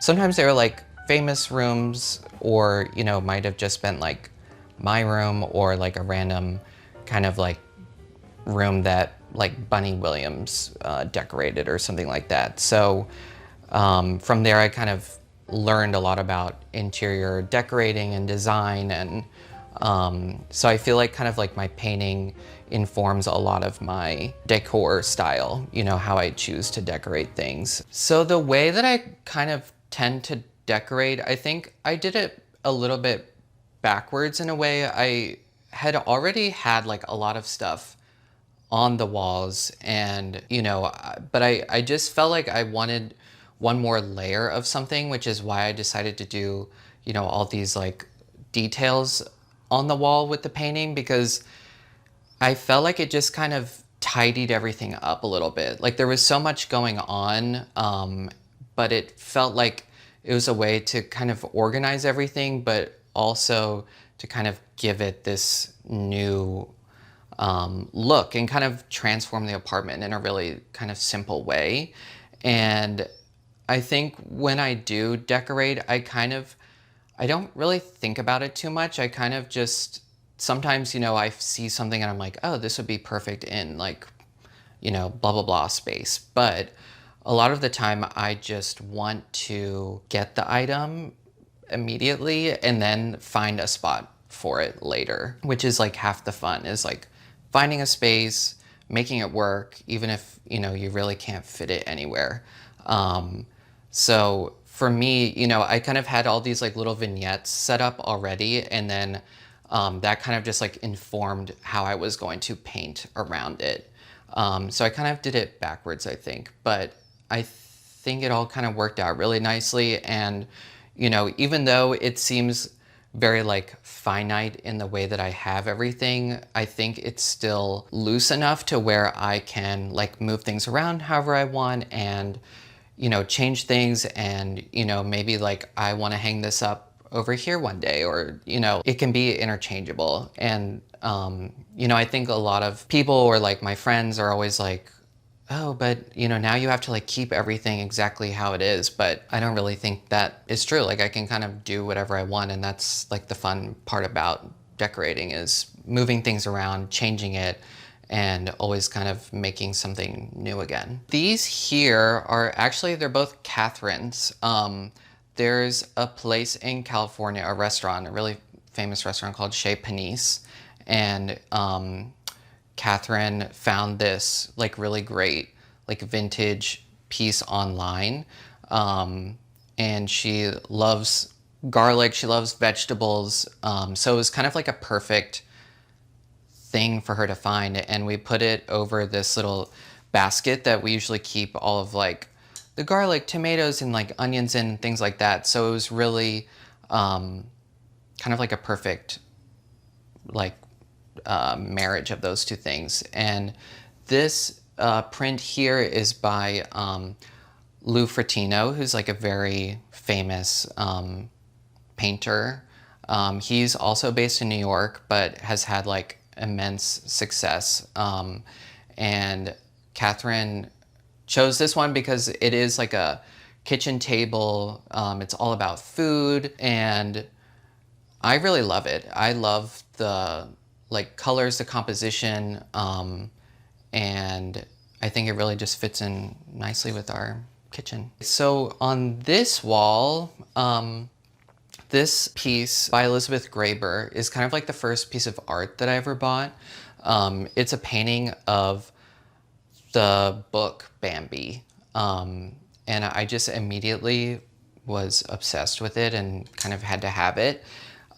It's just so sweet and cute, and it was, you know, the image that was used to like advertise the show, and I had to like pay for it in installments, but I was like, I just have to have this. It's just so sweet. So it's been really fun to kind of like bring this to like each apartment with me and just kind of live with it and continue to live with it. And I don't know, I love the colors. I love anything with cursive. I love cursive. I feel like I'm the only person who still writes in cursive. But yeah, it's just such a sweet piece, and I just love seeing it every day. And everything else is kind of like a mishmash. Like this is just like kind of a funny like painting I did. I didn't really make it on purpose. There were some people coming to my apartment to like interview me for like a blog that they were doing, and they wanted like to take some pictures of me painting. So I just kind of like did this on the spot, and I was like, oh, I kind of like this. So I hung it up. And I just love how bright the pink is. It's like that retina burning pink. And this I found oddly like in the Hamptons last summer, but it's all like tart molds that I guess someone like welded to like a piece of metal. I don't really know. I've never seen anything else like it before. But I just loved how it just kind of looked like a painting in a way. It had this funny, like perfect composition to it. And I just love the colors. It's rusty, but also, you know, the colors are very subtle, but I felt like it kind of went with everything else in the apartment. So I work at a store called John Darien. It's all home goods, but it all started with decoupage, which is, you know, it's like gluing paper to any kind of surface, but John started putting it behind glass. So we have, you know, hundreds and hundreds of trays that he designs every, like twice a year. He has a new collection that comes out. So there are people that have been collecting it since day one. There's new people that come in every day that have never heard of it. They don't know what decoupage is. So it's really fun to be able to kind of introduce that to people and constantly just be inspired by how John is merchandising the store, how he, you know, decorates and designs his house, how he kind of approaches like a smaller space. I'm not someone who just wants everything to be gray or beige or neutral. I want a lot of color. I want a lot of patterns. I want everything. I want everything to be included. And that's where I get a lot of my inspiration from. If you want to follow me into the living room, that's where we'll go next. So this is the living room. I think this is probably, you know, where we both spend a lot of our time. Especially if I'm not in my room, I'm probably gonna be out here because, again, not a cook. There's a really great skylight in here. Since we're on the 4th floor, which is like the top of the building, we have these really great skylights in here and in the kitchen, and they really brighten up the space. I don't know how, you know, the other apartments are like below us because it must be so dark. Like we're really lucky to have these big skylights, and you know, it makes the space feel bigger, and it really just kind of opens everything up in a really nice way. And it kind of does give like some dramatic light because it's all coming from the top, but it can be kind of fun when you're like taking pictures of the space, or you know, taking a selfie, or you know, whatever. It just kind of gives the space like another dimension to it, which I love. I found this little like settee, like this little couch in Virginia as well. I saw it and I was really drawn to the color and the size of it because I knew this space wasn't huge and I needed something, you know, obviously to sit on, but also I wanted something that was cute that, you know, wasn't gonna take up the whole space. There's like a rule that Bunny Williams talks about where, you know, it's not really good to have like a really long couch because, you know, how are your guests going to talk to one another? Like they're gonna have to like strain their neck, or, you know, you're gonna have to like somehow be in front of someone else's talking space. So I kind of like having, you know, like a little couch here, like a little chair here, some other places where people can like pull up chairs and things like that. There's just a way to make the conversation more flowing and less closed off. You know, it feels like more open and inviting. I did this painting kind of for this space, kind of not. Before I did all of the painting on the walls, this wall was kind of full of like ceramic plates, like just like a bunch of the stuff that is already in here, but I just had it more condensed to this area. And it was just like a big kind of gallery wall of, you know, art, of plates, like I said, and just like some decoupage stuff from John Darien. And I kind of wanted it to be a little more toned down after I painted everything. I wanted it to be like a little more focused and a little bit, you know, I don't know, just a little bit cuter and cozier. So I had done this big painting and, you know, I don't have like a separate studio space. So I kind of wanted to hang it here just for it to be kind of the focal point. And I liked how, you know, all of the colors from here are kind of represented in this room in one way or another. And then it's flanked by like antique pieces that I found. One is from John Darien, this dog painting.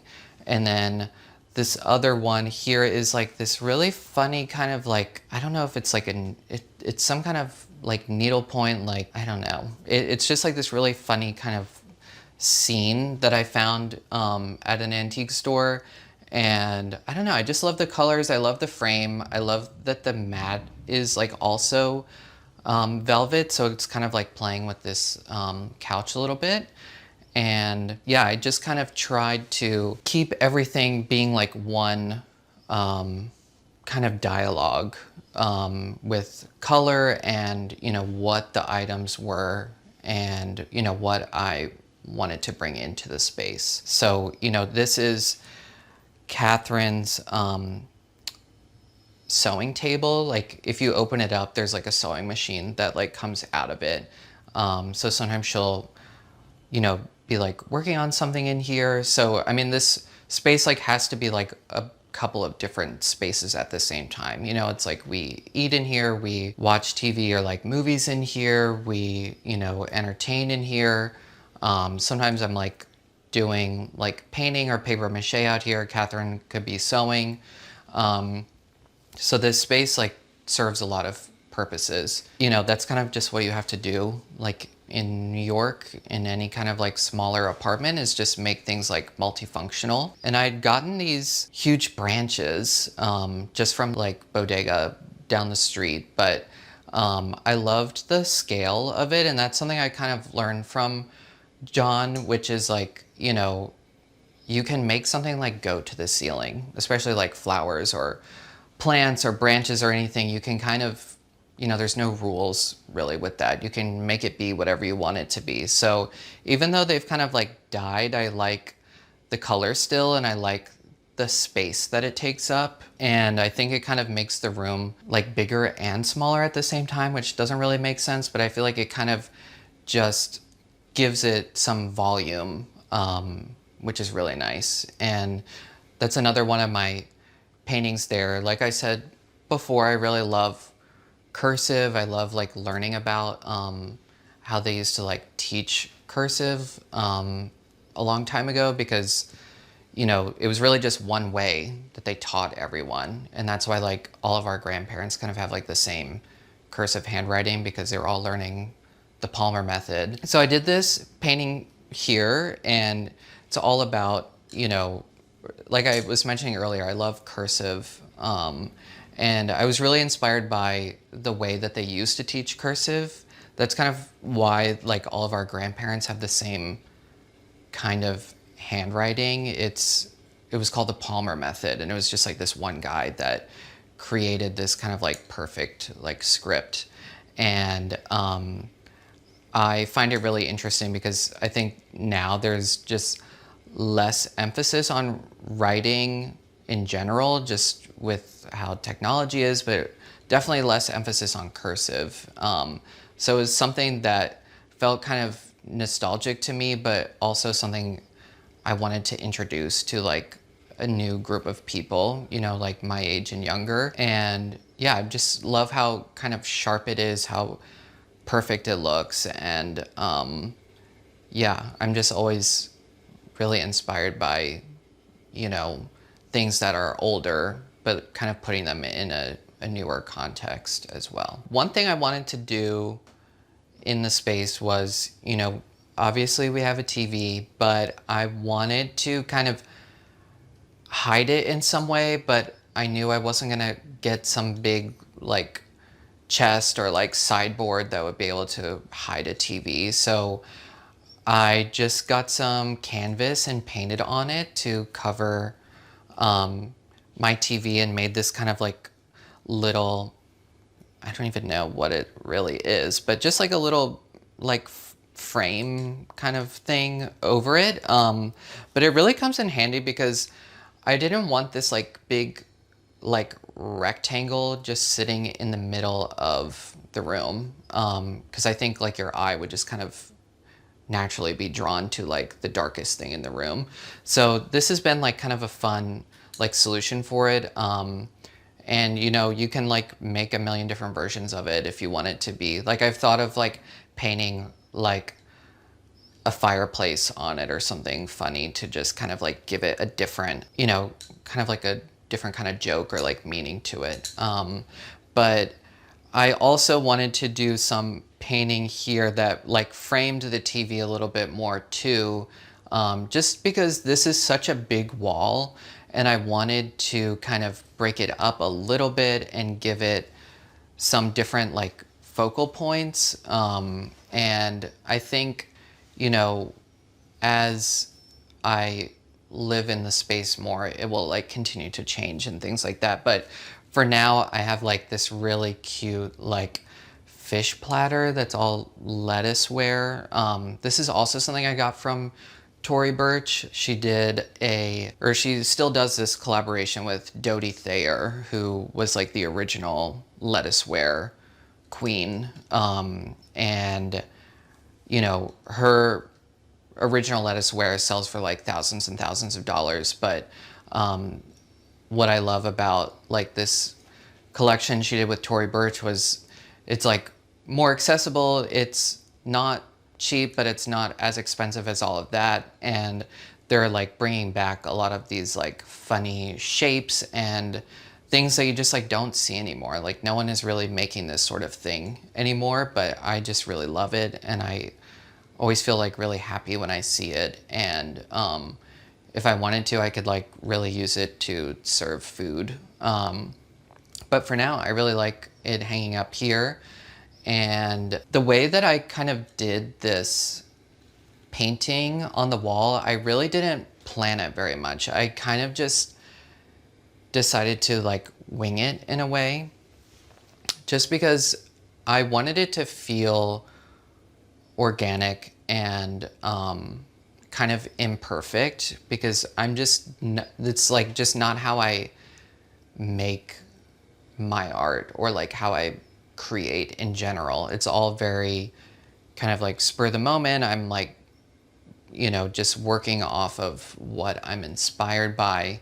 And I, just decided to like go really big with this kind of like section of the painting. But I think, it kind of worked out well, and I'm, gonna continue to like kind of fill up these spaces with more things. But for now, I really love it, and I think it kind of just, again, like adds that additional layer of like depth and just kind of makes everything more interesting than just a cream wall. And I think, people who live in like a rented apartment are kind of afraid to do any kind of painting or something that's like a little more permanent to the space. But for me, when I asked my landlords if I could do it, they just asked that I paint it back before I move. So, which I feel like is really fair. And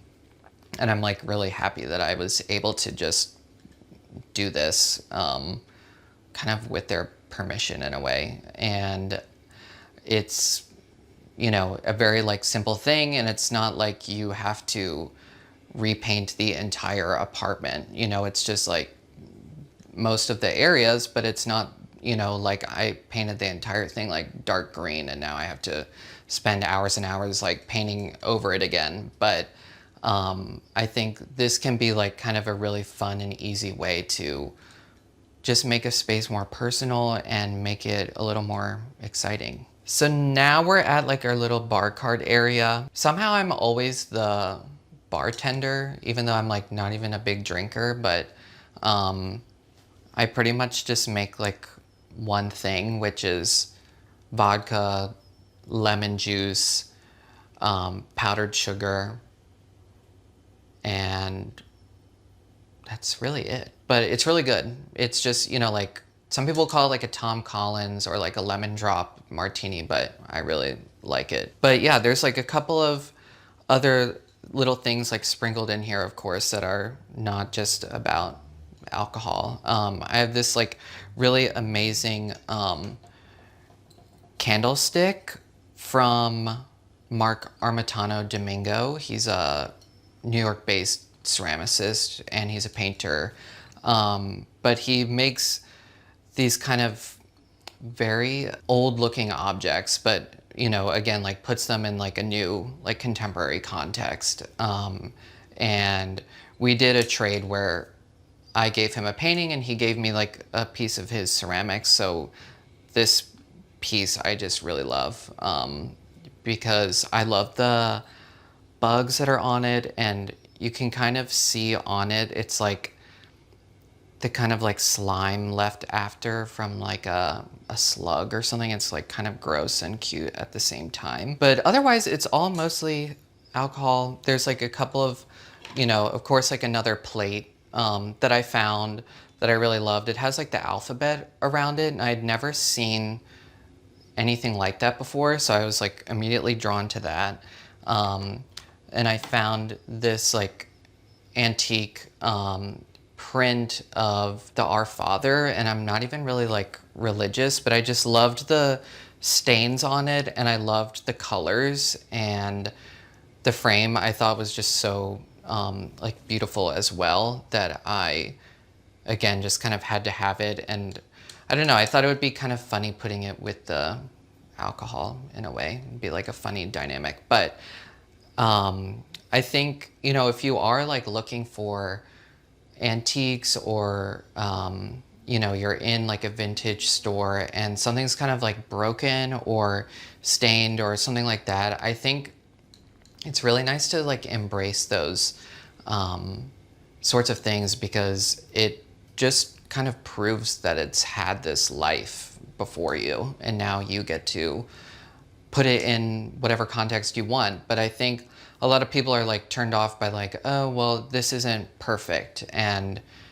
it's like, yeah, because it's like over 100 years old, it's not going to be brand new. And I think that is the charm of it. I think that's like what the exciting part of it is. And I think working at John Darien, it's really made me embrace a lot of those like imperfections or things that other people might just kind of turn away from. The rug I found online somewhere, but it just has like all of these amazing fruits on it, and I I was thinking, okay, maybe I'll find something that's like a little more, you know, traditional, like some kind of like, you know, patterned rug or something like that. But I don't know. I saw this rug and I showed it to my roommate and we were both like, wait, this is kind of perfect. Because I think it has like both of our interests in it. Like I like a lot of color. She loves, you know, fruit and like vegetables and stuff. So it was kind of like a perfect little marriage of the two things. And yeah, it's just another thing that like immediately makes me happy when I see it. This is like where we eat and, you know, if we were having like a party or something, this is kind of like where we will put a lot of the food for people to come and just kind of like grab whatever they want. But my favorite thing is like this funny, like big, I call it an ornament. Some people call it a disco ball. It is not a disco ball. But it's just kind of this big, like, almost looks like mercury glass in a way. And I love just kind of the idea of it hanging there.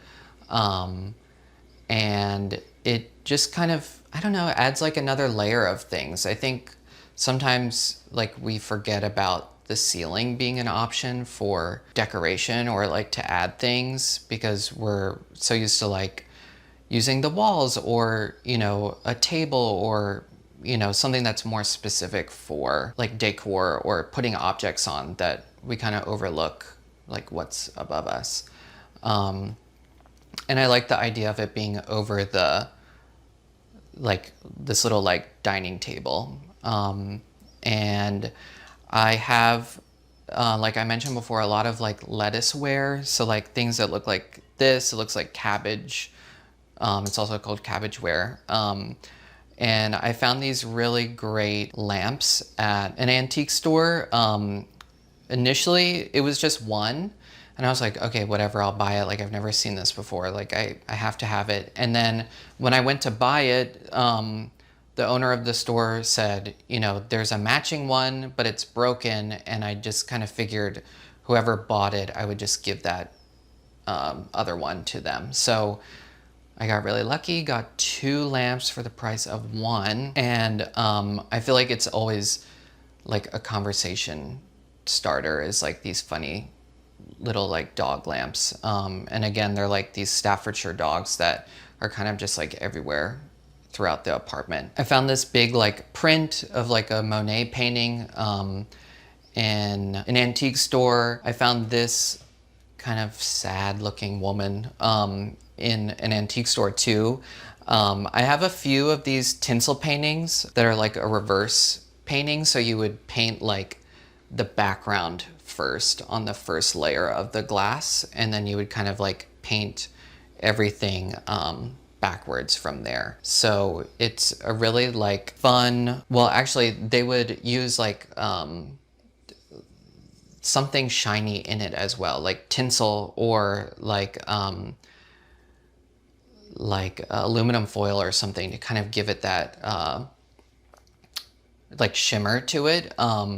But I bought like a few of these like in an auction online. And that's like a whole other world of like finding really great things is from auctions. And it's a really fun way to not only like learn about new antiques, but also to like buy things because you don't know if you're gonna like get it or not. And it's just fun to kind of be able to sometimes like get things from someone's personal collection and now it can be like in yours. And I just really love that idea of like getting something, bringing it into, you know, giving it like a new life and like a new home and things like that. I would say the favorite part about my apartment is, I mean, I love everything. They're, you know, it's all my children, but what I love most about it is definitely, you know, how I painted the walls. I was really inspired by Christian Berard, who was a painter, but also a muralist. And he painted a lot of New York apartments. And if you look him up. It's really amazing because it's, you know, these very old, you know, very polished and posh New York apartments, but he is, you know, putting this kind of like wonky drawing on the wall that kind of, you know, brings it to a more like approachable level, which is kind of like what I wanted to do here, where, you know, I wanted to have like my own kind of stamp on everything, but I really loved the idea of it like not being perfect and it really having like my hand in it. And I liked feeling like in a way I've kind of like drawn this apartment, and I just love the kind of fake meets real space, kind of like that trompe l'oeil, like kind of, you know, like tricking the eye. You know, there's like a lot of that around here as well, where it's like things that are fake but look real, or things that don't even look real but, you know, are modeled after something. And yeah, so I mean, I give the credit to Christian Berard, but you know, I think it's kind of like coming back in style a little bit. I think, you know, people are less afraid of having everything exactly perfect, and you know, you need to learn to just kind of embrace the imperfections and just kind of enjoy, you know, the space and making it work for you in the best way possible. All right, now I will show you my bedroom. Welcome to my bedroom. This is the room that I definitely spend the most time in, mostly because I love my bed, but also because I do all my painting in here. So I definitely have, you know, this is where I spend most of my time. And it, again, was like really important for me to have a lot of color, a lot of like bright colors too.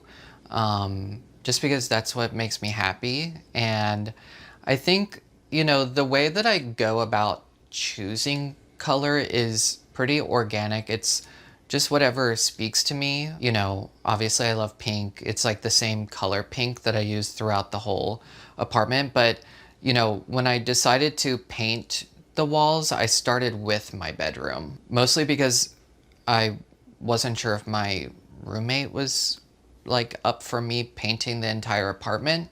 But I knew it was something I wanted to do for me. So I started in here, and I just really loved how it transformed the space. But, you know, there's like a lot of yellows, which I just never realized really is like a color that I use a lot. But, you know, like recently I kind of made this like faux like bunting, like canopy situation, where I just like got some canvas, painted it yellow, like, you know, pinned it to my wall and called it a day. I just wanted something there that kind of covered up part of the curtain rod that that goes like basically the width of my room. But I just really wanted this space to be something that really like reflected, you know, everything I love about stuff. You know, it has like Staffordshire dogs, it has ceramic plates, it has like taper candles, it has paper flowers, it has, you know, a lot of patterns. This like bedding is like my favorite like duvet cover that I've ever had. It's from the company store, and they don't make it anymore, and I don't really know what I'm gonna do afterward, because you can't like get it anywhere. So I'm really just, you know, it's kind of starting to like tear in certain places, but you know, that's why I have this like amazing one of a kind like quilt over it, to just kind of like hide those little imperfections. But I just loved that it was like a pink gingham, because you never really see that, and it just makes me so happy. And I love that, like when I do take like a picture of my bedroom, I just love the depth that it gives it. And I think it just like plays so nicely with like everything else in the room. Over here is just more stuff. I have this like amazing geranium. It's made by the Green Base, which is something that I learned from, or like an artist I learned about from working at John Darien. She makes all these amazing paper flowers.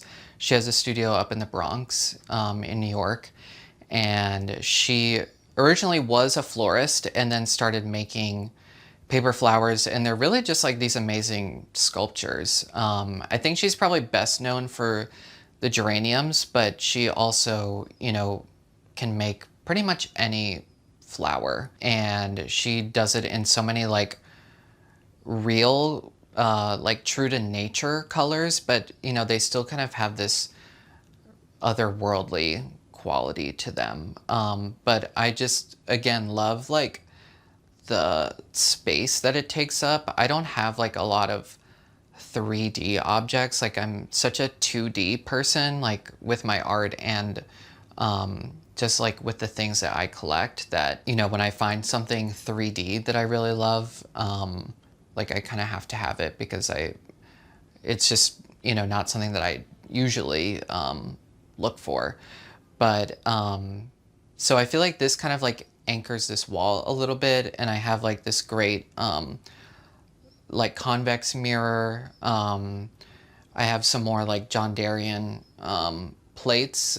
He does a collaboration with like this French ceramic brand, Astier de Villatte, and those I just also really love. I love the images. I love the shapes of the plates because they use like a lot of antique or vintage pieces that they will like mold and then you know, make new again.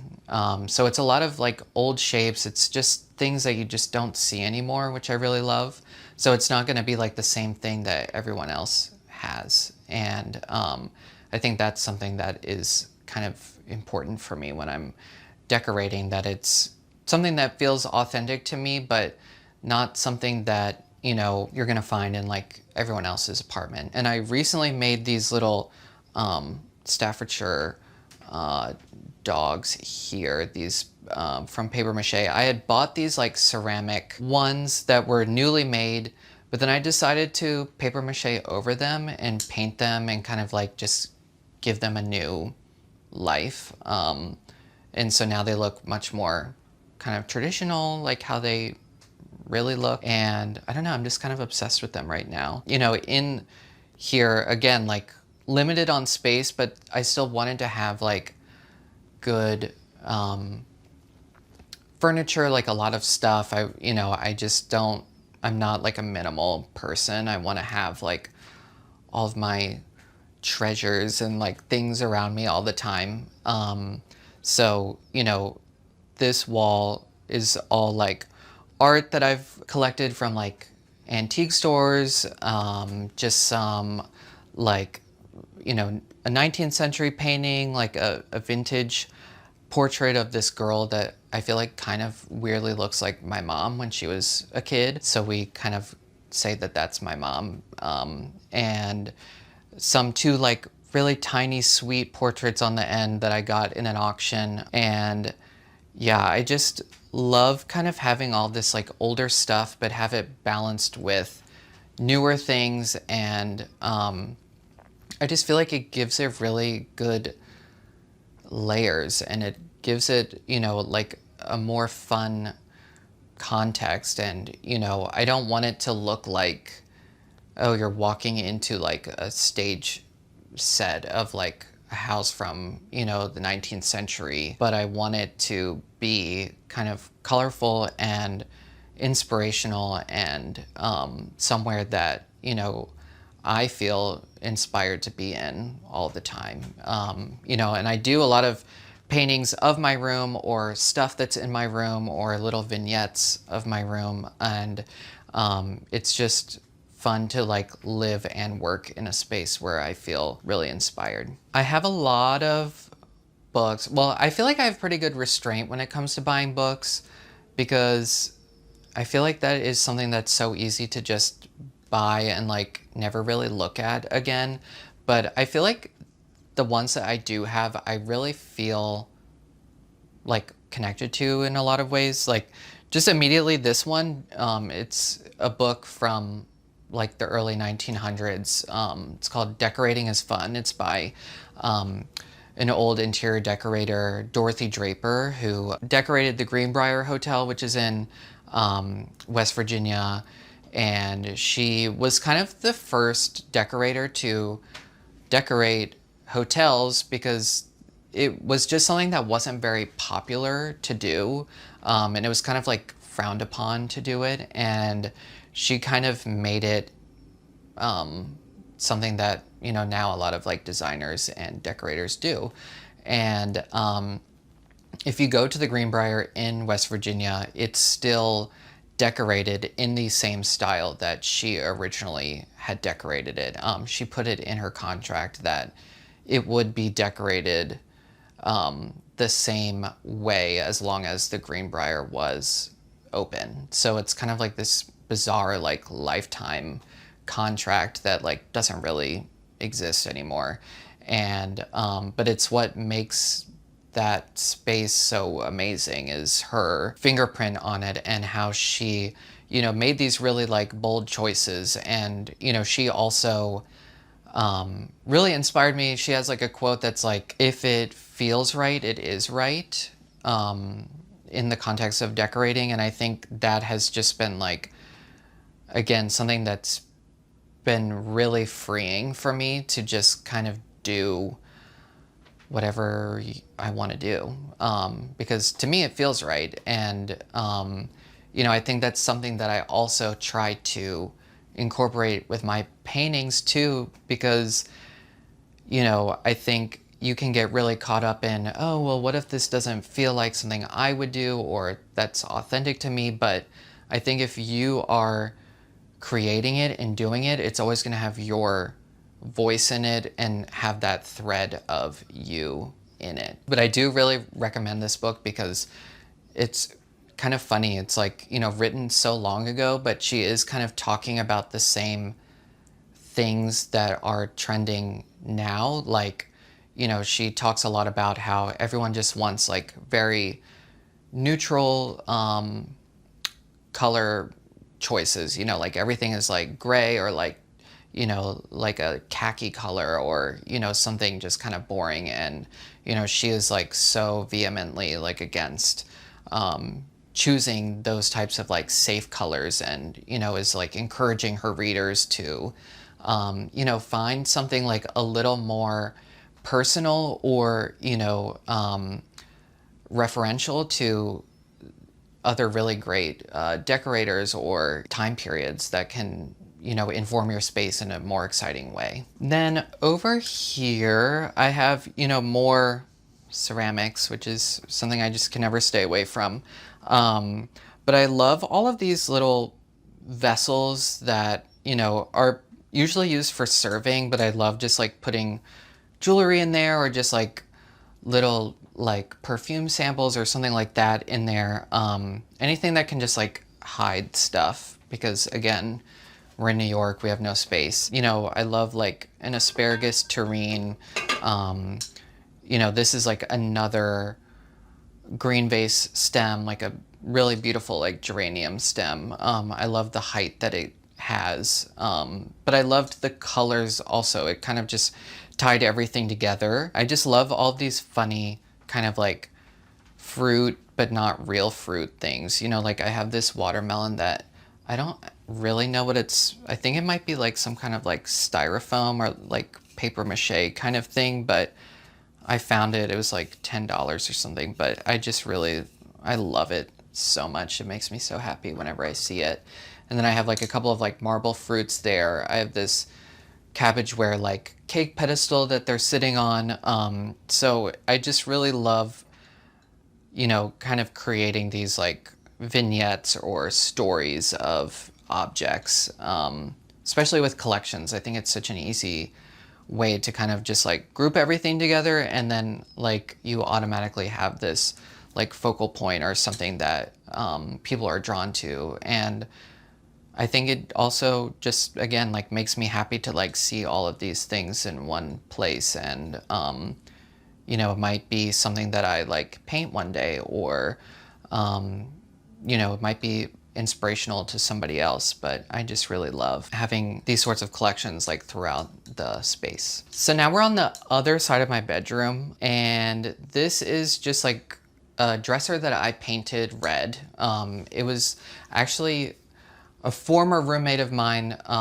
She was moving out and she's like, I don't want to move this at all. And I kept it and I painted it red a couple of years ago. And then when I was doing all the painting on my wall, I was like, well, it might be kind of fun to like add that same kind of like motif onto the dresser as well. And I was so happy I did it, because it kind of really does just like tie it all together a little bit more and makes it a little more fun and a little more like DIY and not so serious and, you know, like perfect. I like that it has this kind of, you can see my hand in all of it. But again, like I have more paper flowers. I have this like amazing painting by Donald Robertson. I still need to do a painting for him. If you're watching this, I promise I'm doing your painting. I know exactly what I'm going to do, I promise. You know, I think like a lot of the stuff here is, you know, stuff like I've gotten from work or like antique stores, but it doesn't have to be like expensive either. The gallery that I work with in Richmond, Virginia, Quirk Gallery, the owner, Katie Ukrop, she kind of has always like been someone who, you know, reminds me that like you don't have to buy something for like $100. Like it can just be $10, and that can make it really exciting. It just kind of depends like what you do with it and how you choose to either like style it or what kind of like collection you put it in with. Like it doesn't have to be fancy to be important. And I think that's something that people get like overwhelmed with. They're like, oh, I don't have like the money to do it. And I mean, which is totally valid, but also it doesn't have to be where you're spending thousands and thousands of dollars. You know, it can just be whatever you want it to be. It doesn't, you know, you can be making things. You can, you know, find stuff that is like $1 that is really great too. It just depends on how you style it. And there's like a really great story about Bunny Mellon, who was like an amazing collector and, you know, extremely rich, but when they had her auction for her estate, people were paying like thousands and thousands of dollars for things that she bought for like $3. But because she had it and she kind of made it seem more expensive, you know, it put that value on it. So, you know, it doesn't have to be like, you know, this heirloom item that's been like passed down for years and years, because not everyone has that. But, you know, I think it's kind of also up to you what you put value on and how you kind of value these items. So I try to remind myself of that too. Like, what am I trying to portray here? What am I trying to, you know, like say with all of these items? And I think that's something I kind of go back to is, you know, it is just me and my voice and what I'm interested in and what I, you know, it doesn't have to be anything like fancy or worth thousands of dollars. Again, like just more like broken plates from John Darien that I glued back together just because I love them and I love, you know, again, it's something that like I wouldn't be able to like afford to buy all of these, but I love that I can still like give them a new life or like a new context. Home means a lot to me just because I'm more introverted and I have times where I just need to be by myself more. I also work from my home, like all my painting I do in my room. So it's really important for me to have like this kind of space to work and live and, I don't know, just feel comfortable. So it's always been important to me to have like this kind of like home base and where I can like totally feel relaxed and be by myself, but feel very comfortable and like surrounded by all of my things.